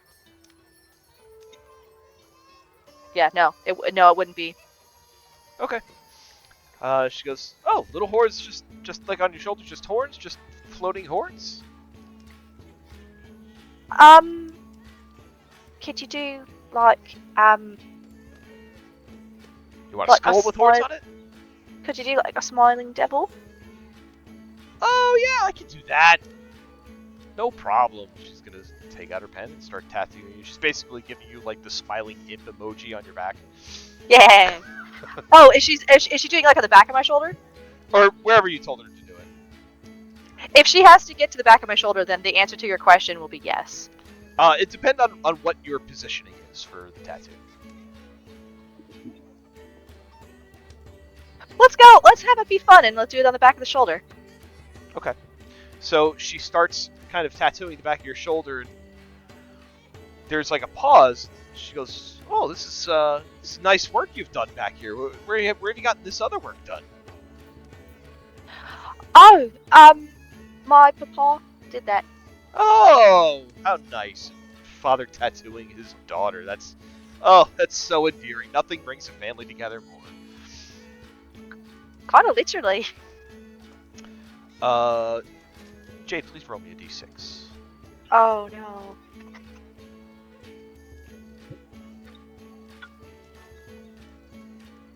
Four. Of course it would be 4. What did I get? Jade. Your wisdom increases by 2 for 4 days.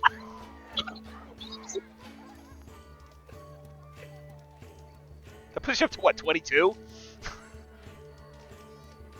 Yeah. Nice. Yeah, it does. Great. Okay, cool. So she finishes the tattoo up, she rolls your sleeve back up, and you walk away with a cool little smiling imp emoji. Nice.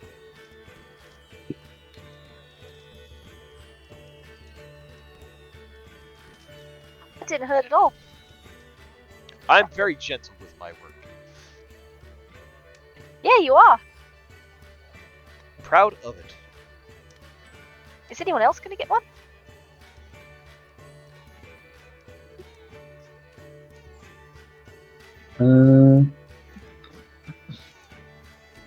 Naruto will step forward.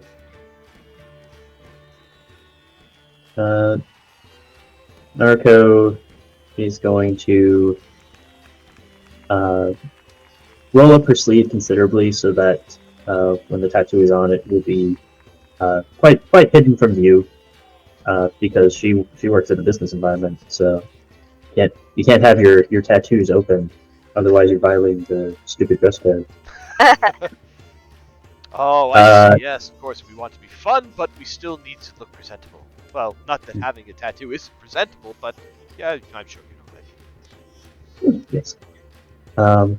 Naruto would like the Mystic Mechanicus logo to be her fingernail.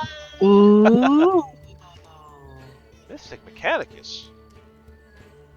Man, I've heard of those guys. Those guys are great. You must be a super fan.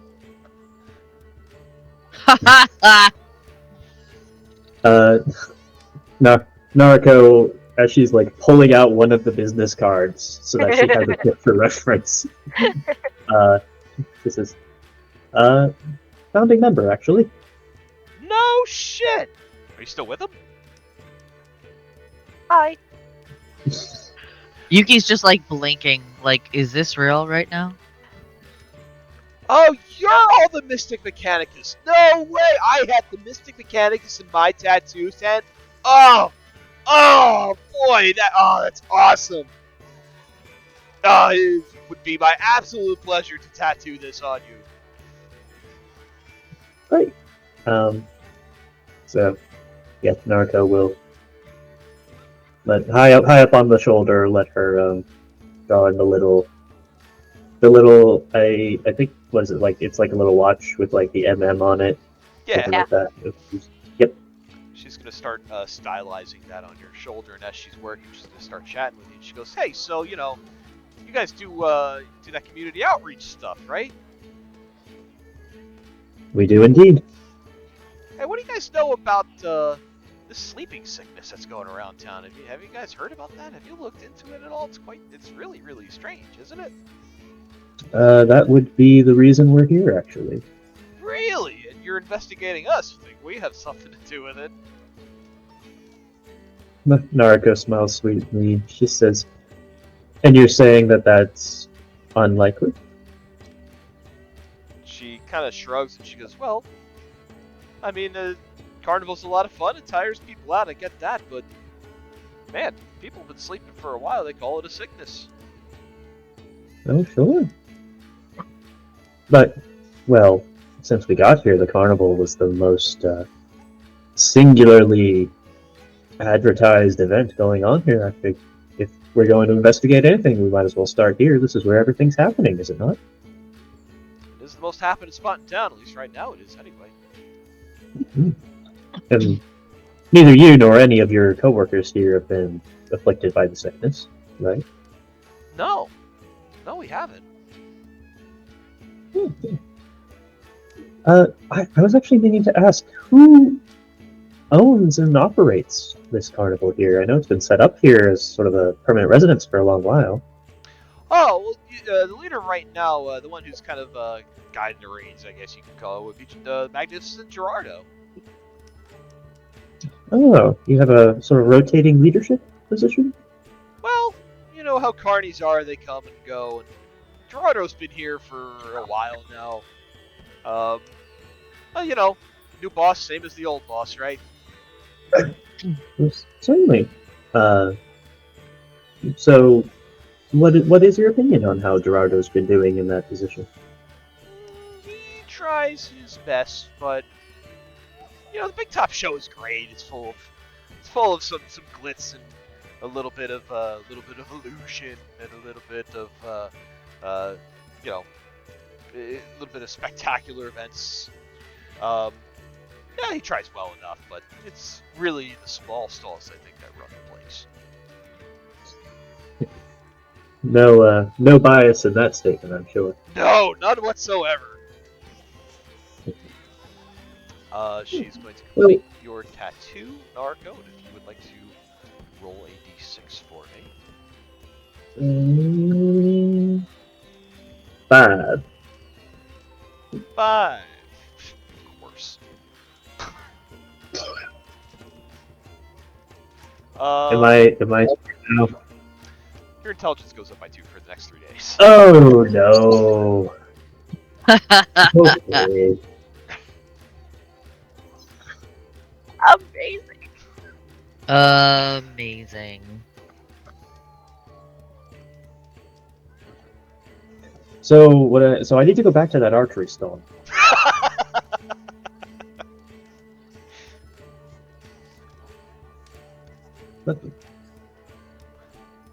What, -4? Oh no, my thing didn't take the 2. It only took the first 2, so it's good. It's +6 now. I was like, what's that? There it is. There you go. So Narco will be like, well, when someone's main business is entertaining and performing, it only makes sense that they kind of focus on their own show above everything else. You know where he came from prior to arriving here? Somewhere in Avril, I think. Not exactly sure where. Didn't really say. That's all right. Well, then, always happy to meet a fan. Would you want me to autograph the card? So Oh my gosh, if you would, that would be amazing. Sure. Gotta get my use of calligrapher supply somehow. Yeah, Narco will do a little flourish and give an autograph. First time that's happened. She kind of beams a little bit, and then she almost hugs the card to her chest, and she says, "I'm going to keep this place someplace safe." And she puts it in she neatly tucks it away in one of the drawers in her desk.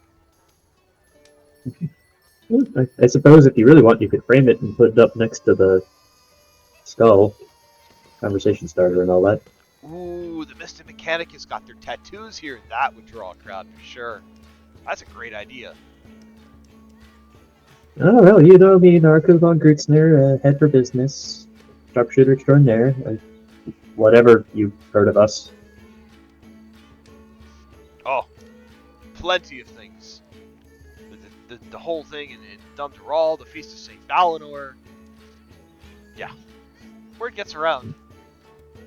It really does. Hey, I heard you guys saw Leviathan. Is that true? Oh yeah, we were on a ship. We were accosted by some pirates. Got into a whole big melee with them, and then Leviathan swooped around and provided some extra fire support, and then we sort of docked on and got to see the sights. Oh, such an exciting life. Very. It was like terrifying at the time, but then really fun after that, and then terrifying again. Oh, I can only imagine. Mm-hmm. I'll have Arby get a tattoo. Why not? Does it work?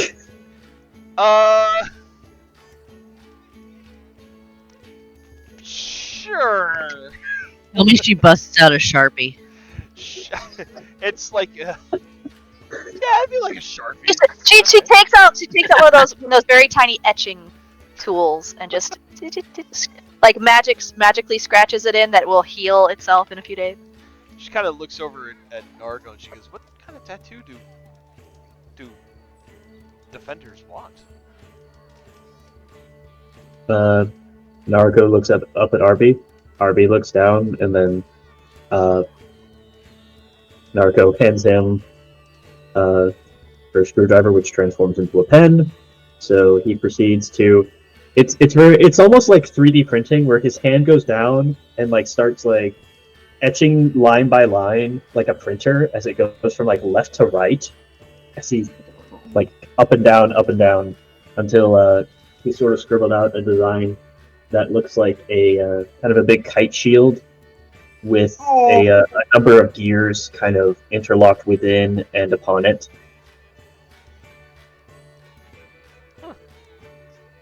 I love it.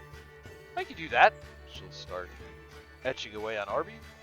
Why don't you have Arby give me a D6? I don't think. I don't even know what stat would be the best for him if he managed to get it, because his stuff works weird. Yeah. I understand. Strength would obviously be probably one of the best things. But that's the thing. His attack rolls and stuff don't go off of his strength. They go off of my spell attack, and then the damage is my proficiency bonus. So he has a strength score. It's useful for if he needs to make like an athletics check or a saving throw. But yeah, that's about it. And also, like, Constitution would literally give him 1 hit point because he uses a totally different calculation. So yeah, I don't know. So RB rolled a 2. A 2, so that would be Arby's dex score goes up by 2 for 2 days. Cool.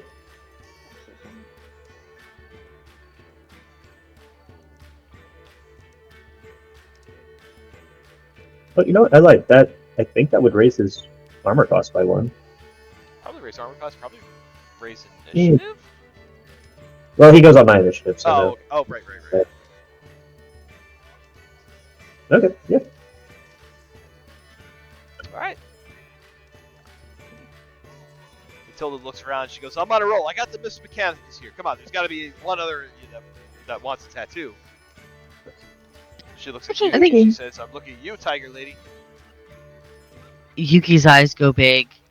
And she kind of looks around and she says, alright, leading into new things. New things are not scary, new things are exciting. Let's do it. Let's tattoo. Let's Hey, do it. listen, I'm not gonna force you if you don't want to.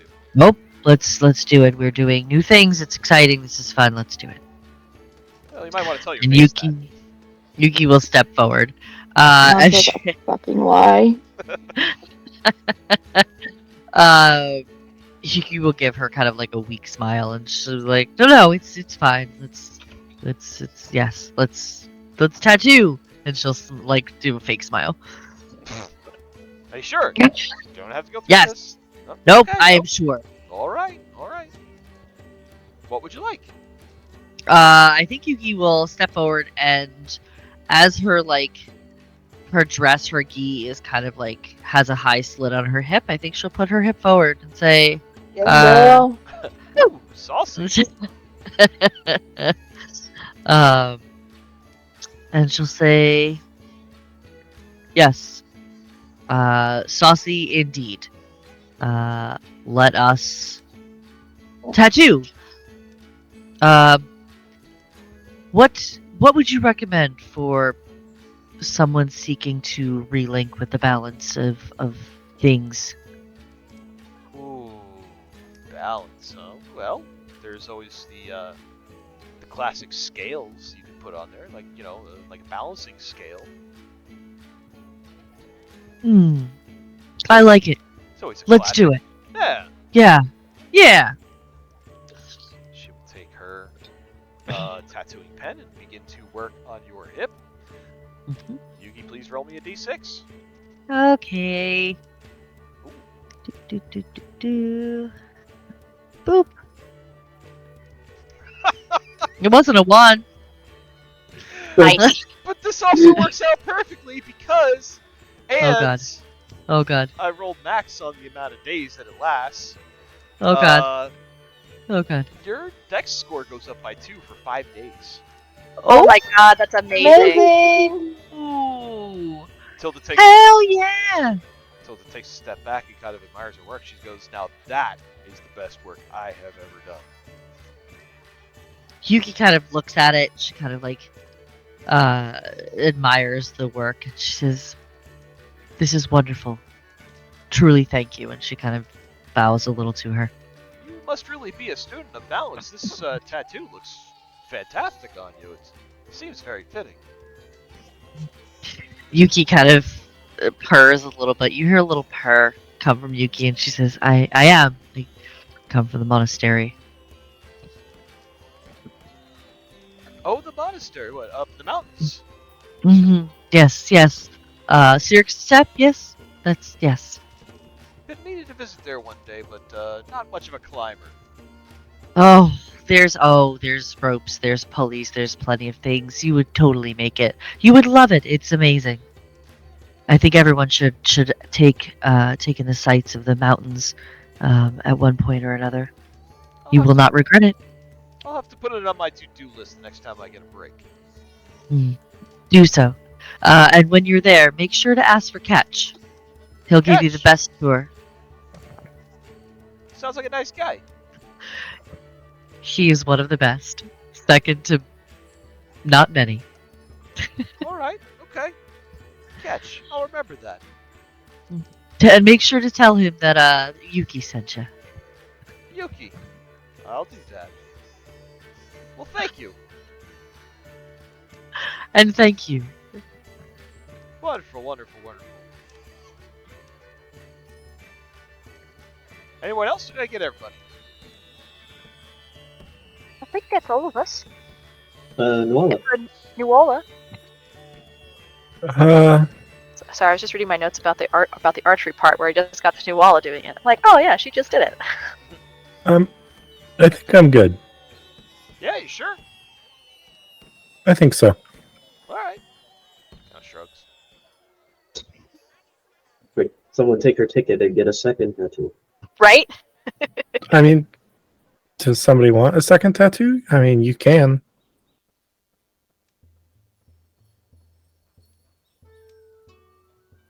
Like, who would benefit from this? I mean, everyone would benefit. Everyone. It's not in Naruto's.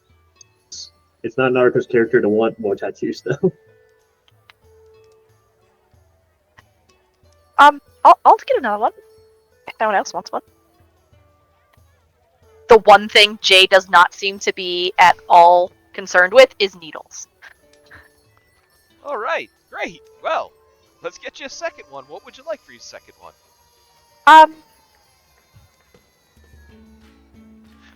Let's break Jade even further. Let's see if I can get another +2 to wisdom for another few days. Let's see if that works. And then I get 8 days of it or something. Do make sure you keep track of these days, because I'm not. I have it in my notes. I have everyone's in my notes actually, so if anyone forgets, I've got it. Can I get she'll lean in and she'll just whisper to Matilda, could you two like see her gun that she has? Could you do that on the other shoulder? Oh, sure, I can do that. She begin working on your other shoulder. She'll do a nice, very stylized looking pistol. She'll put like little flower petals and little hearts around it. Yay! Jade, roll me another d6.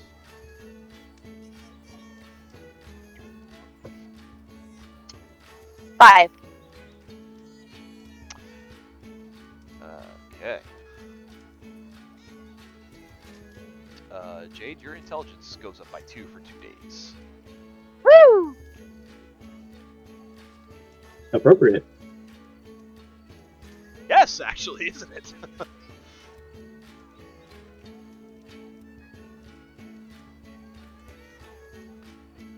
Well, doesn't that just look lovely?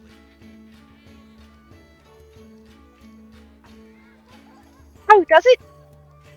Just to look back. I think it's great, but I might be a little biased. Show your friends. Oh, yeah, okay. And she'll turn to show her 2 tattoos to her friends, which means that at this point in time, her back is exposed for everyone to see for the first time. Not the first time. Not the first time to Naruto. Ah. What do you think? So Oh, I think it's already in everybody's journals. What you see is show it again. You'll see the tops of this other tattoo that is going down the center of Jade's back.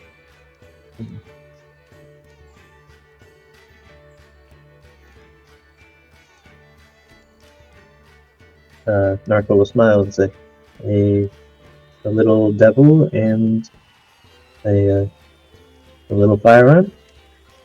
Picking some people important to you, perhaps? Maybe. Yes, that's exactly it. I was trying to be. It's clever, I thought, but yes, it's exactly what was happening. Do you like it?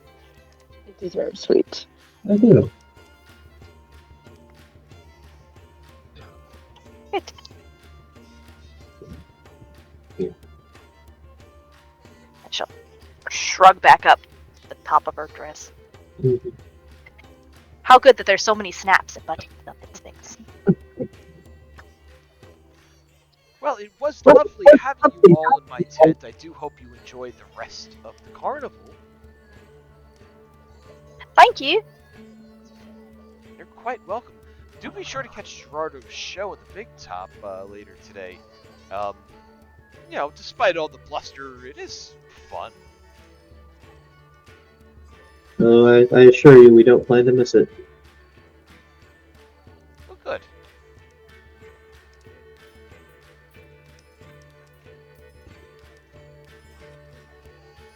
Bye. Yes. See ourselves out. Just kind of gives you a smile and a wave, and as she unhooks her stilts and sits back on the couch.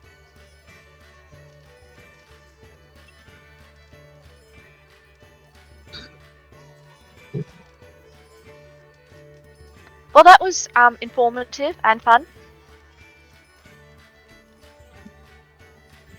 Mhm. Well, seems like there's no shortage of interesting characters around here. Well, that's the carnival for you, I guess. So we move on. I see something called a High Striker just across the way here.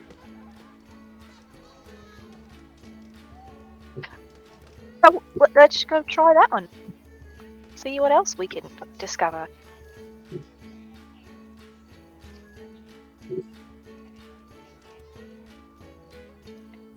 Doot.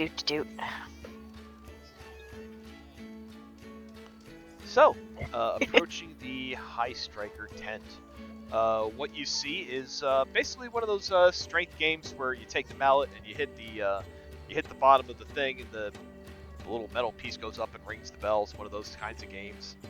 I actually have an actual description.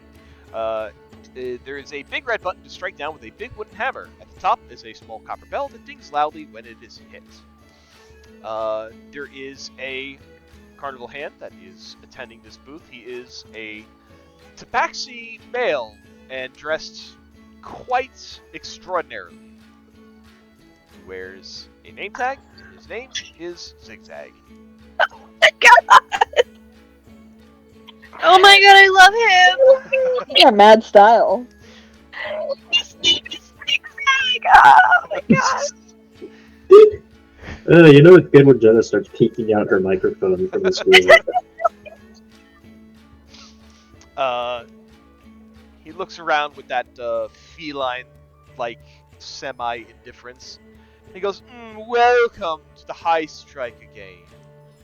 I know that you've come for more than just my ravishing good looks and incredible sense of style. I'm sure you're here to try to hit a pad to let a little lead piece hit a small copper bell. Is that right?" Is that the game? "Yes, that is the game." Then yes. "Well then."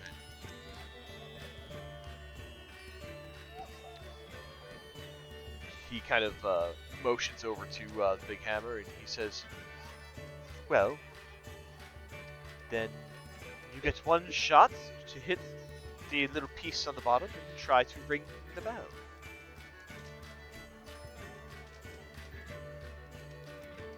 Maybe Arby should go first. Uh, Fun fact: Arby only has a strength score of 14. He's not anything real special, but yeah, we can send Arby to test that out first. Yeah, basically you just get a chance to use an athletics check to try to ring the bell. The Ooh. AC to ring the bell is 14. Oh, it is an athletics check. Hmm? That makes a difference. Because I can cast guidance. Arby actually has proficiency in athletics. Nice. 2, 4. Okay. So he has a +4. That's a little better. Come on, Arby. Yeah! Alright, that is a 19 on the die, +4 for guidance, and +4 for Arby, so 27. Arby hefts up the hammer, brings it down. You hear ting as the bell rings. Zigzag goes, congratulations, you hit a bell. Here's your prize, and he hands you over 3 gold roses. More for the collection. You not like the game? I'm much more into fashion than I am games, but alas, here I am. Oh, well, I really like your whole outfit. Did you Yes. make it? I did. That's great. Did you make yours? And he kind of gives you like a little bit of, No, my grandmama made this for me. yes, fitting. It looks like it. Does it? She took a lot of time to do it. Does not at all. Just come over her head that he's like, does not like her outfit.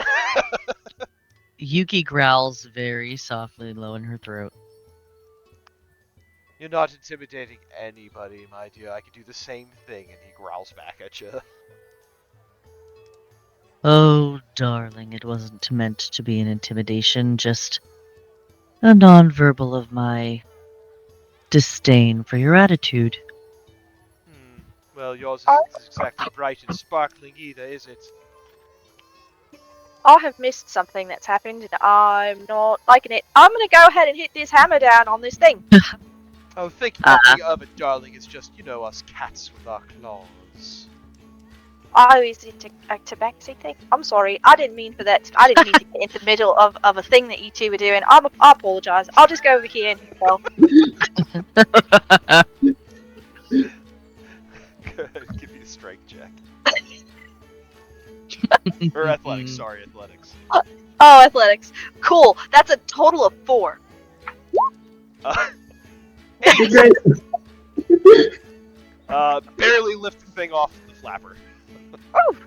No. Never mind. I don't think this is working. Ren, do you want to try? Better luck tomorrow with your hats, darling. I I can don't- attempt.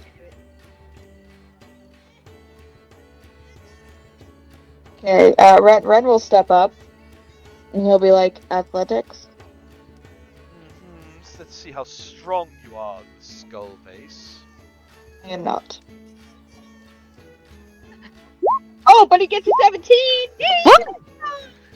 Ding! The bell goes off. Well, you are stronger than you think you are, and hands you 3 golden roses. Ren will take the roses and move back for someone else to come up. Naruko will go up next. Oh, with To your roll petticoats. his sleeves. I'm sorry, what did you say? Oh, look at you with your petticoats. Thank you. Almost You know, as actually- glorious as mine. I think you're a really good match for this. You see, with the little bit of passive aggressive heckling, you're actually encouraging the people who step up to smack things a little bit harder because you rile them up a bit. So I appreciate the help. Thank you. Maybe that's why they put me here. All right. Let's see. Naruko is not a strong girl. Nope, not at all. But if you roll a 16 on the dice, then that helps. Plus 2 for guidance is 18 total. Bell rings.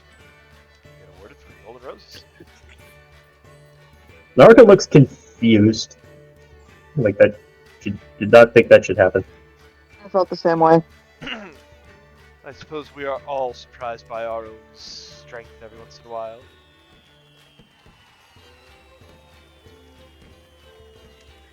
All right, Professor, you want to go? Sure, why not? And he walks up and he pushes his sleeves up, reaches for Apparently, the secret is to believe in yourself.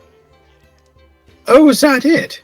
Is that the old Tabaxi's secret to success? Believe in yourself, and even you could hit a bell on a hammer. Oh, believe me, the reason why you won't hit the bells is because you wanted it enough. Oh, do tell, why is it? You need strength in your arms. Were you not watching or listening? Frankly, I was taken back by the artful work of your neighbor over there. And he kind of shows off his tattoo. Like, it's really good. Have you gotten one? From Matilda? No, I prefer not to gussy up my skin with such things. No, you simply haven't lived, and frankly, that waistcoat and that shade isn't hiding much of that. All right, let's take a look. And he will give it the old 1-2. Mostly 1. No ding. You get kind of a scoff from Zigzag, and he goes, "Try harder next time, then maybe." He just looks up as if he had watched the thing go up, and he just goes ding, and hands off the thing to the next person. Warrants a little bit of an eye roll.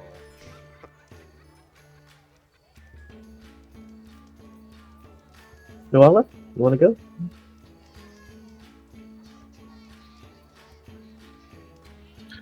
I'll give it a shot.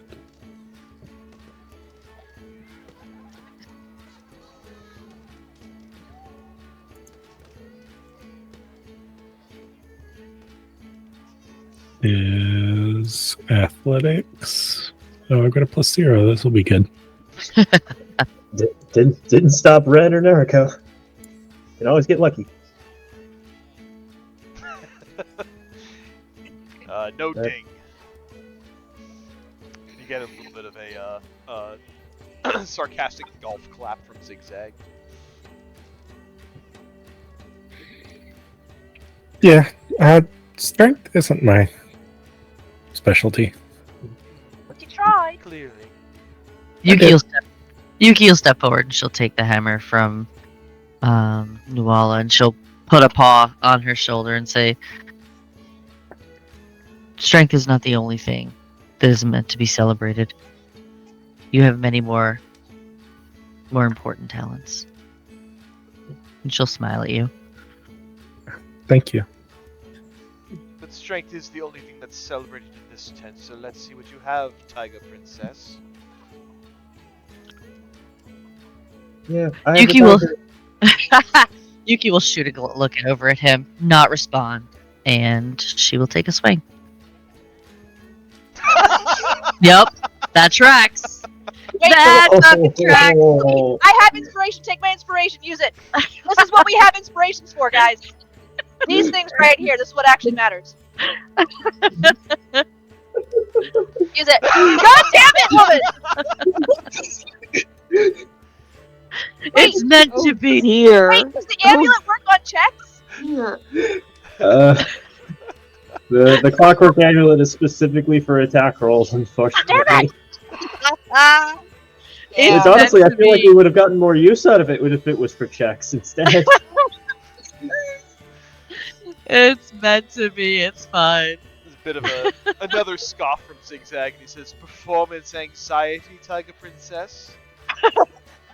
She's gonna arch an eyebrow at him and say, "No, just not worth the effort," and put the hammer down and walk away. Fashion is a much more worthy pursuit, and it doesn't look like you have much of that either, so... Sorry. She's gonna turn as she's walking away and say, "Oh, interesting. Neither do you." And continue to walk, flicking her tail as she goes, irritated but not willing to give him the satisfaction. I really don't know what's been happening here, but I still really do like your tailcoats. As well you should. Do you think you're going to open a booth to do your own fashion? Oh, that is the dream, isn't it? That's a really nice dream. I think you'll do really well with it. You know, we just came from a place called Somersault, and they're really fashionable there too. I bet they could help you. Peasants. They think they're fashionable, but they all just walk around without any shirts. What kind of fashion is that?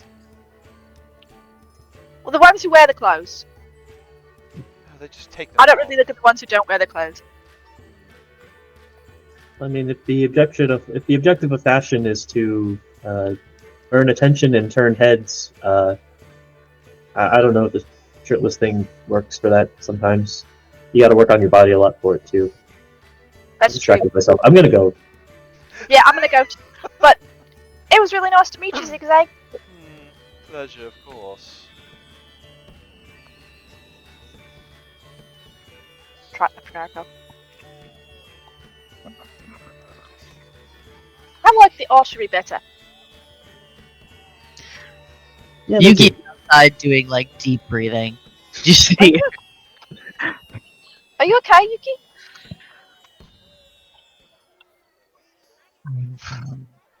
It's fine. What's wrong? She opens her eyes slowly and says, "I do not appreciate disrespect for no reason. It's rude and unnecessary."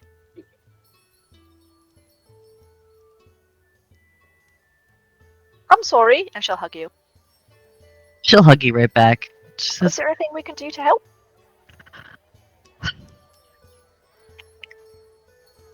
"I would not let me go back inside that booth." You didn't like his hat? Not the hat I had an issue with. Well, I it seems that part of his poor attitude comes from the fact that he seemed to dislike his current position. So I don't think it's a very follower balanced thing to want, but maybe you can take some joy in the fact that he's generally miserable with his life. Yes.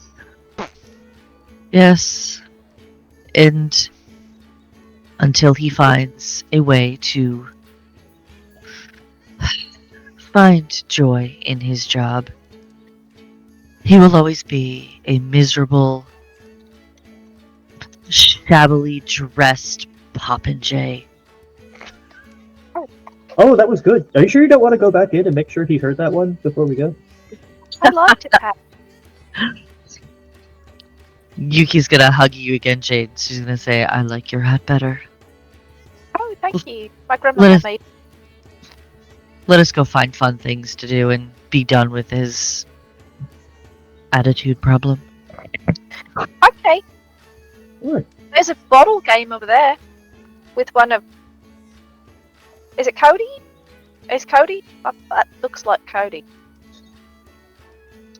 It's one of the four for sure. Quad. Calvin. Quad, yes. Quad of Cody's. That's not really fair because they all have different names, I think. Well, let us go find out which non-Cody it is. Maybe we'll have better luck with this one than we did with the hammer.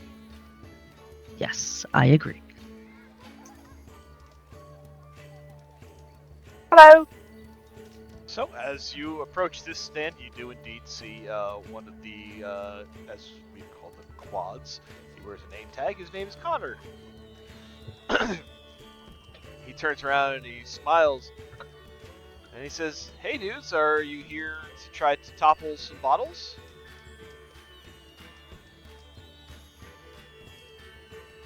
Apparently. Yeah. Oh, let me tell you how it works. So you get 3 chances to knock down all of the bottles with these leather balls. And what you see at this stand, there are several stations. There's a pyramid of 10 bottles lined up, like at a throwing range. And you have these leather balls that you can use to basically knock down bottles. He continues and says, "You'll win 4 golden roses if you get them all down within 3 chances, or 8 golden roses if you knock them all down with 1 throw." Say, did you know that it is widely believed that bottles were first invented and used during the time of the ancient Kagabeshians? It's true. Of course, their methods were not as refined as they are now, since we've had hundreds of years to develop them. But what they had was very useful for that age. They started with forming clay into containers, but learned the methods of making glass by melting various materials around the clay and letting it cool. Then they would chip the clay out, leaving behind the hollow glass vessel. Now, the fires could not get as hot as today's kilns, so they couldn't make their bottles as thick and relatively durable as they are today, but the bottles they made still served their purpose. Anyway, whichever one of you would like to go first, go ahead and grab your balls. Good luck, dudes.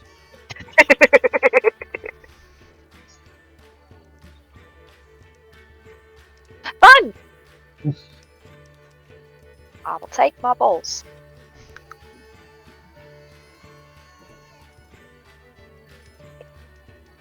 What check is this? Oh, whoever is doing this, so this is going to be, you're basically, this is basically an improvised weapon. So you're going to make a ranged attack, and you can use either your strength or your dexterity modifier with no proficiency. Okay.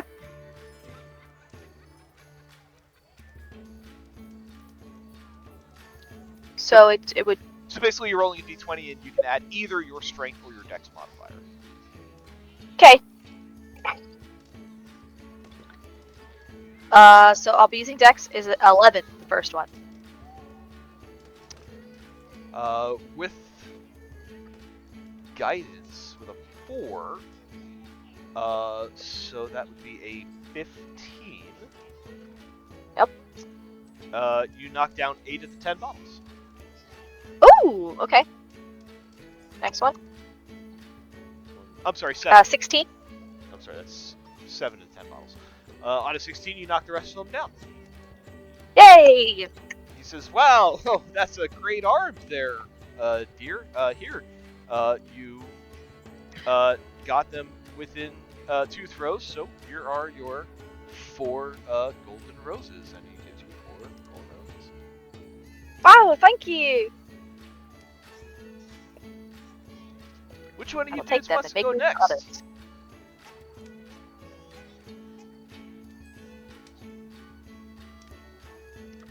Yuki will step forward and say, "I'll go next, dude." Well, great.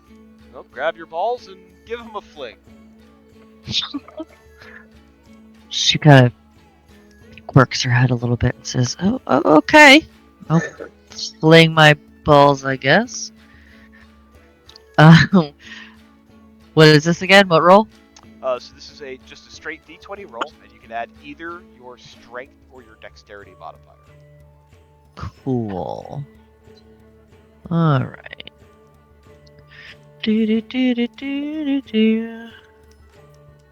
Beautiful. So that's 8 plus 10. 10, you get 2 bottles down. Nice. Rad. 2 more throws. Okay. Ooh. There you go. 24. Rest of them fall down. Yay! Whoa! Nice shot on that second throw there. Here are your 4 golden roses. It gives you 4 golden roses. Thanks, dude. I guess just needed a second ball to take care of everything. You can do a lot with 2 balls, right? He kind of gives you a smile and a thumbs up. Yuki smiles uncomfortably and gives him a thumbs up back. Ah, this is fun, right, guys? We're having a great time here. I'm having fun. Naruto will step up to the pitcher's mound. I could, if I had the time and resources, I could try and enchant all of the balls so that they became magic weapons so I could use intelligence, but I am not able to do that. So gonna have to use my actual arms now.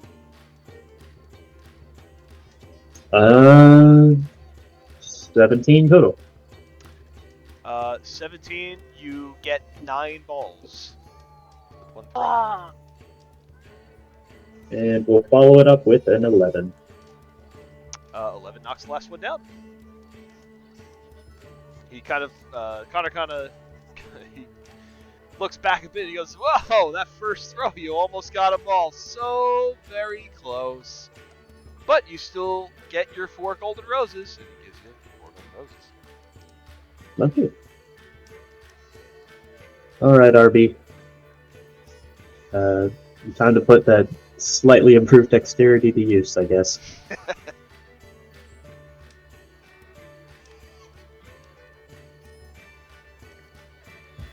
RB actually has basically the same bonus I do, so that's great. But he rolled a lot better. That is 23. 23, all of the bottles get knocked out. Connor raises his hands in victory and he says, "We got one! We have a winner who is able to use just 1 ball to get all of the bottles down. Congratulations to your robot automaton?" Anyway, Bobby. RB. Anyway, here are your 8 golden roses. He's a autonomous arcane robotic bodyguard, or ARB, or RB. Wow, that is fascinating.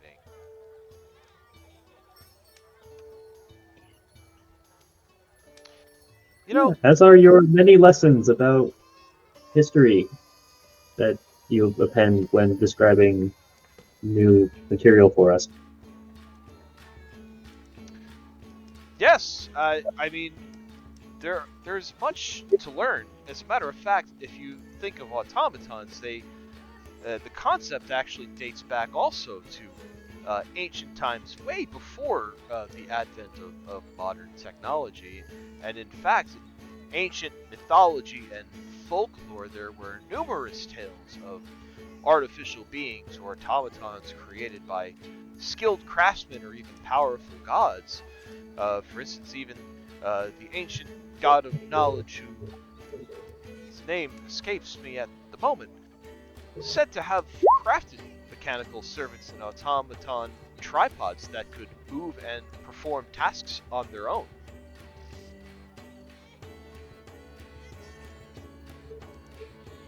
As a matter of fact, the word robot itself comes from an ancient word meaning forced labor or servitude.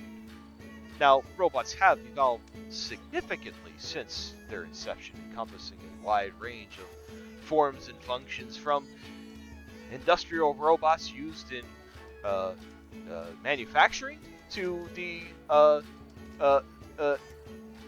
drone-like ones that we see flitting about and used by various companies to deliver goods to people across the continent. These are true. Can Arco make a history or whatever relevant check about that one ancient god with the tripod robots? Yeah, you can history check. I keep forgetting, I don't actually have history as a trained skill. I keep expecting Naruto to just know everything. He only knows most things. She only knows most of some things of everything. But between a good roll and guidance, that is, and also now my intelligence is 6, that is 24. Woo! certainly follow along with the lore of what he's talking about. Yuki had asked in the chat that I don't think you saw it, but as he's talking, do any of us get like a tired or sleepy feeling? Oh, I thought. Or nope. Oh, she asked, "Am I getting sleepy?" As he's talking. I thought that was out of character. No, that was Yuki. I thought that was out of character. So why don't you give me? Call it insight. Give me an insight check. Feel fine. Okay. Damn it! What are you? A friend? Start calling him Colin Robinson. I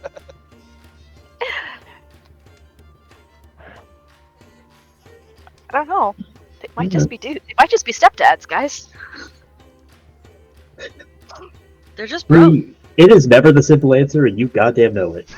I obviously know it, but that's exactly what would throw us off, right? Because this time it would be that they're just dudes who are boring. This is just like that when there was that old lady living in the middle of nowhere, and it's just like she has to be a fae. There's no other way. She can't just be an old lady. It's impossible. Yep. And what was she? Exactly. Dead, as far as you know.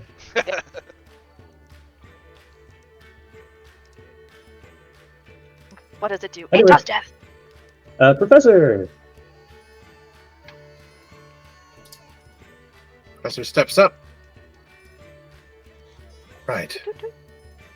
Oh, welcome, my well-dressed friend. Take your balls and give them a fling. Oh, flinging my balls. On our first date, eating. You know, you get a lot of people who do really well at this game. Do I get a lot of people who do really well? At this game. Lots of winners. Well, it depends on how you handle your balls. Oh. So you're like an old pro at seeing people handle balls. I see people handle their balls all day long, and a lot of them are very good at it, yes. He smirks and gives him a wink and just sort of tosses one. Ah, there you go. That's the way of the way. Well, isn't it? It's kind of You not quite. knock down 2 bottles.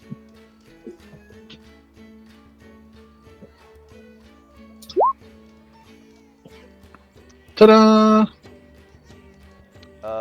With a 16, you knock down, 8.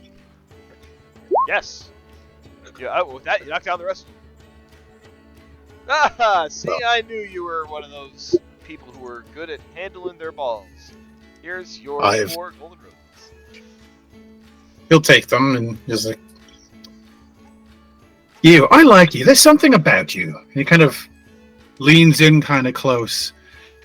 And he just sort of reaches out and tries to pull his glasses off his face. Oh no, it's the dwarfs all over again. Oh my god. He just stands there and lets you take them. And he says, they're very well made, wouldn't you say? He puts them on. He's like, they are well made.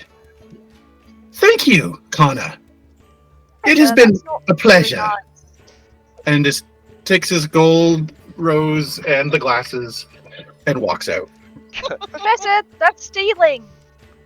Connor Didn't chuckles. say I couldn't have it. Connor chuckles a bit and he goes, that's why you always carry a spare with you. And he pulls out another pair of glasses from his pocket and puts it on. Amazing. Imagine that undead who carry a spare pair of glasses. That's Professor, Just- you can't take things from people. it's not people.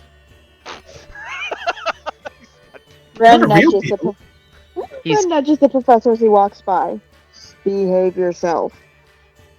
Also, I just like the glasses, and he didn't say I couldn't have them, and he didn't stop me. That does not mean it is okay. You have manners. Attempt to use them. That's what I have you for. Also, I mostly just wanted to see if he'd react. Are you satisfied?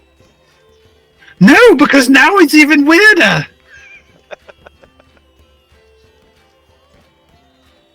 I'll step up. I will attempt the game. Oh, great. Well, take your balls in hand and give them a fling. I find your statements to be quite odd, but I will attempt to throw. Oh! Sad. It's a very Yuki roll of you there, Ren. There's a bit of a wince as the ball just kind of bounces So- harmlessly to the side. So it would be worth remembering, because we were mentioning this earlier, you could use your Clockwork Amulet to turn that into a 10. That is also true. Yeah, we're gonna definitely do that. Do it! Out of 14, you knock down 5 bottles. That's half of them. Okay, yay! I'm gonna get it out. That was better! So that is another 4 knocked down. You have 1 remaining. Am I able to throw again? Yeah, you get 3 chances. Okay, cool. I thought it was only 2. Nope, Gotcha. you got 3. Nope, we were just all, both of us were getting him on 2. Okay, I know I suck. It's fine. You don't suck! Ping! The last bottle goes flying, and Connor claps, and he goes, "Oh, I didn't think you were gonna do it there for a minute, but you certainly pulled it off in the end. Here's your 4 golden roses." Much appreciated. Do you require your glasses back? No, I got these spares here. Always helps to keep a spare in your pocket, is what I always say. Okay. And Red will walk away slowly.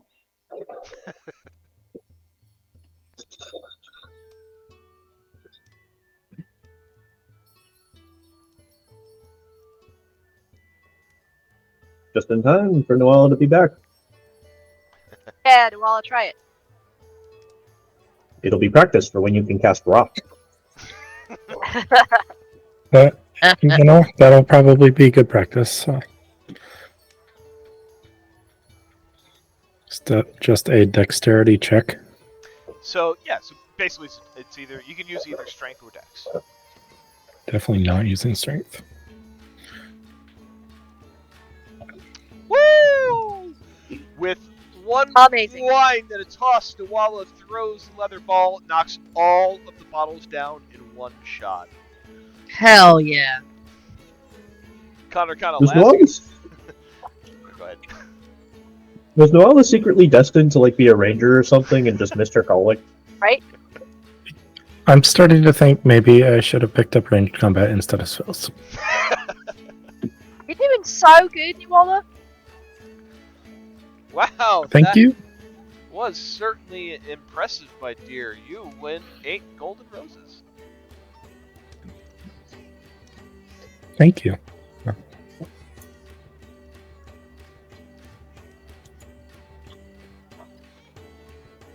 What do I do with my 2 remaining balls? Well, you've knocked down all of your bottles, so you can throw them at the empty space if you like. Oh, no, would you like my balls? I would be honored to hold your balls. Noala will hand over her balls. He kind of takes one in each hand and he kind of bobbles them back and forth and weighs them, and he kind of does the eyebrow pump at you guys. He goes, "It feels good holding 2 balls in your hands, doesn't it?"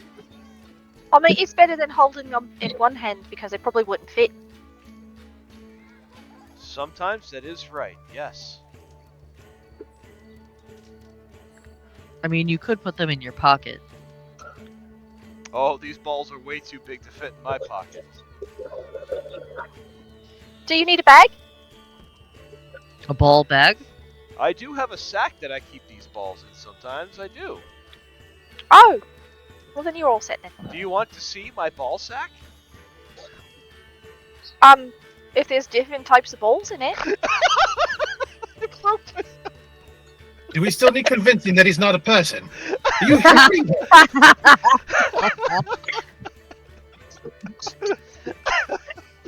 Oh, I'm sorry. Left.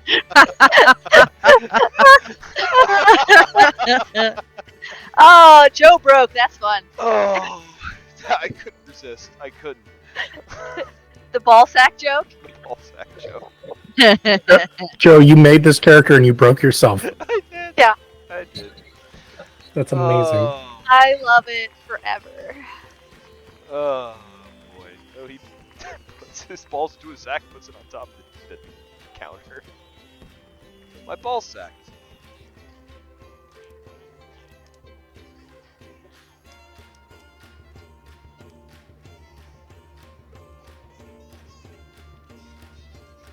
Whew. Need help refilling your ball sack? Oh no, I can handle it, but I do appreciate the offer. Rest of you just enjoy the rest of the carnival. I hope you have a great time, and I hope you come back and see us tomorrow too. Oh, we might. Are you here every night? Yes. How long have you worked with the carnival? Oh, as long as I can remember. How long is that? He kind of ponders the question for a bit and shrugs, and he says, so many days go by, and you just stop counting. Oh, that makes sense, I suppose. Just, Time is an endless circle. and you just keep on trucking. What's that mean? It means you keep on keeping on. You keep on going. You just go, and you just do what you do. Oh, okay. Well, I hope to see you again, Connor. And I hope to see you again. Anyways. Thank you.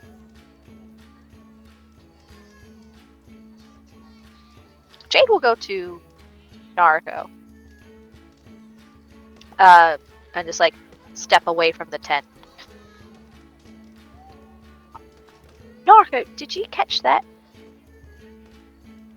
I left once he started talking about ball sacks. Oh, What I are you told me referring to? in his sack that he keeps all his balls in. I don't know why he was so excited to show it off. Well, I asked him how long he's been with the carnival, and he says as long as he can remember. And then I asked him, well, how long is that? And he said, he couldn't really keep track of it. But didn't oh, it wasn't Matilda. I was the one before her. Mariella? Mm-hmm. Dang it, the one with the artery. She said they've been with the carnival as long as she can remember too. Well, she couldn't remember the time. I very much think that the quads are some manner of, well, they're undead technically, but they're being used much in the way as you might for a construct. They were probably created with the carnival for the explicit purpose of manning these stations and providing their services. So you They think don't- they kind of exist? I mean, they exist, obviously, but they probably didn't exist prior to that moment. Professor says they're not real people, which I find hurtful and upsetting.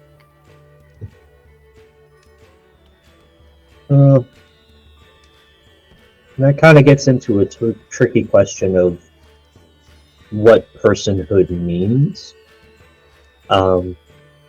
It's a conversation that's made the rounds at the company a few times, considering our heavy usage of constructs. Generally speaking, a lot of times it's the ability to be self-determining. Take, for example, the Modrons. They have personality and they have thoughts, but a lot of the basic ones that you see, they take orders and follow those orders, and if you don't give them anything, they don't act on their own initiative. They kind of hover in that line between being completely tools versus being sentient creatures. It's a very tricky thing to try and quantify. I think the main question would be is whether or not the quads, if they're able to leave, if they're able to break out of that sort of pre-programmed role of manning this carnival, that would kind of make the determination of how much of a person they are. But even then, that's just kind of an arbitrary thing to decide. It's not the state of someone, whether they're undead, whether they're a construct, that determines it. It's more whether they have a will. If that makes sense. It seemed like he was saying it's just because they were undead, though. Then that would be rather short-sighted of him. I'm unsure how to handle this feeling about that right now, so I'm not going to, and I will deal with it later. But I just thought I should tell you. Naruto looks at Jade and says, we don't have to have a conversation about it, but I would like to at least tell you that I think you are a real person, despite the fact that your soul was kind of removed from its original vessel and now sort of tethered to a new one. You still have all of your own thoughts and emotions and dreams and feelings and making choices to come out into the world. And I think that's wonderful and beautiful, and I'm glad that you chose to be here with me. I'm glad every day that I'm here with you. I'm going to kiss you now. And you can say no if you don't want that. Please assume now and all points in the future that blanket consent is given for kissing. Okay. There shall be gentle kisses next to this snack booth. Date night at the carnival. It's really good. It's a perfect date for them. There are new things to discover, and they're trying to be spontaneous, and also there's a mystery afoot, and they're probably going to have to kill somebody. And also things to win. So, you know, I have full of wonder, magic, capitalism, and really, what more could you want? I have so many coins. So many. So many. A little bit for everybody. Well, as we step away from the top of the bottle stand, we're at 11 o'clock. So it seems like a good place to stop the evening. We have 2 more stalls to get to. 3 more stalls to get to before the big top. It's gonna be a fun game, guys. Oh yeah. I like it as kitten. Oh my god. Ren gets a little black cat. Hell yeah. I don't know. Yeah. Should Ren get a black cat or should she get just a dumbass ginger cat? Get a catty. Oh, let's get Ren both. Just a one You have brain enough- cell ginger cat. Halloween Wombo combo. Let's go. Look, we have enough coins to get anything we want. Very true. Hey, listen, Ren already has one brain cell ginger thing. Okay, it's called the Professor. Give him the black cat. Oh, that was good. That was really good. Thank you.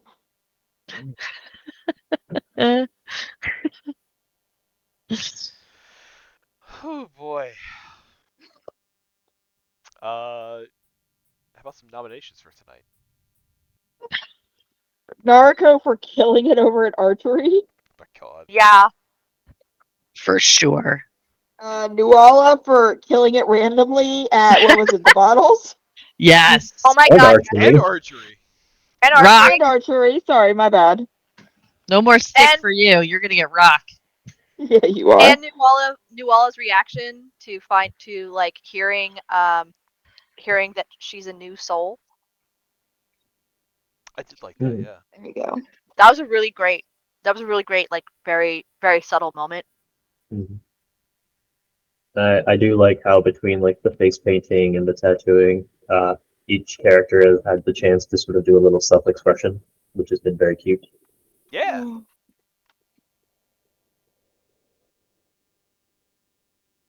Cool. Also, Yuki getting into a bitch fight with the other Tabaxi. Oh I god, believe it's called a that cat was so fight. much fun too. Oh my god. No, fuck that guy. Yeah, that's fair, but not really. Fuck that guy. This, Sass my friends. Fuck that guy. that really seems to be like a trigger for this group in general, is that if you are rude to us, we will fucking destroy you. It does not matter if you are being otherwise like helpful or whatever. There's some It's bullying true. trauma. Yeah, for real. Fuck that guy. I don't think I was ever bullied.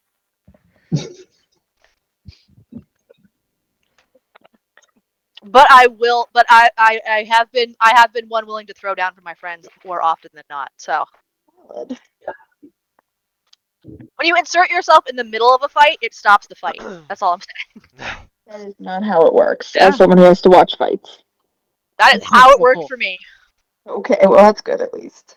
But I it's a also girl really fight. like Professor like really getting into the face of the chick at the archery range and being like, That was so Harbinger- aggressive. Harbinger what? Like literally So not backing aggressive. down. This poor woman who's like obviously afraid of him, and he's just like, I'm gonna get all up in your personal space. Yeah, I fucking love it. And I was just And I like, stole oh, glasses off of Connor. Yep. stole these glasses. Connor's glasses are God, the professor's all the chaos energy tonight. Yeah. He Yes. didn't say to stop, so he's practically giving it to me. No, that is not Such an a appropriate rapey line of thing to thinking. say. Is not how consent works, darling. That's not. This is Professor! why I don't play lawful good characters. Time that we spent at the Siren Song, you should know better. I wear glasses now. Glasses are cool. No. Forgot to mention too. It's interesting note, Professor. These glasses not prescription at all, just straight lenses. Oh, I had a hunch that they had no purpose at all except for sitting on someone's face.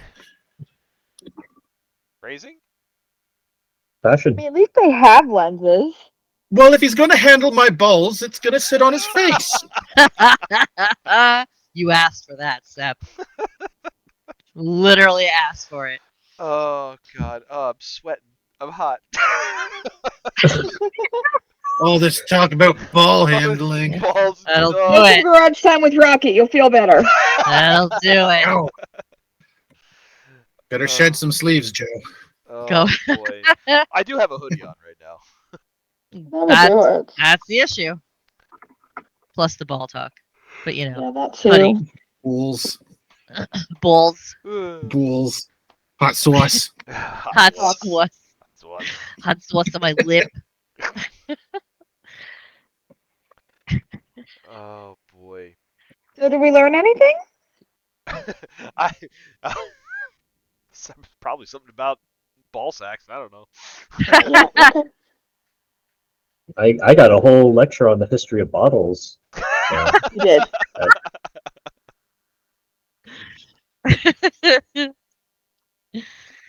Oh, fuck that guy.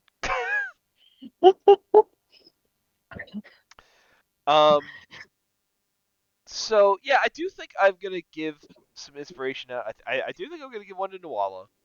I did really like the subtle I didn't know how she was gonna handle being told that she's a new soul, and I kind of like how that went down. It was subtle and thoughtful, and I like that. I like that a lot. Plus the just wrecking house on archery and throwing the bottles. So that was really cool.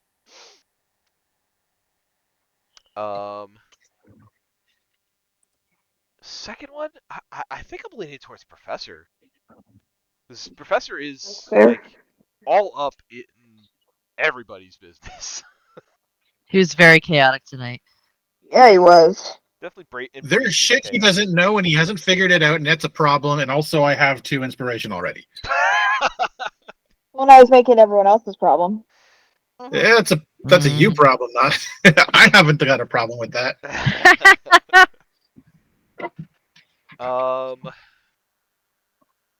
Oh boy, a lot of good options. I did like Yuki with uh throwing out the cat claws a little bit too. Fuck that guy. Yeah, that's fair. Don't insult my friend. 3 sessions, she's definitely gonna fuck that guy. It's gonna Thank fuck you. you up. 12 That's for stars. sure. Yeah. 30 Lots claws. of stars Address along she the still way. has. It's funny.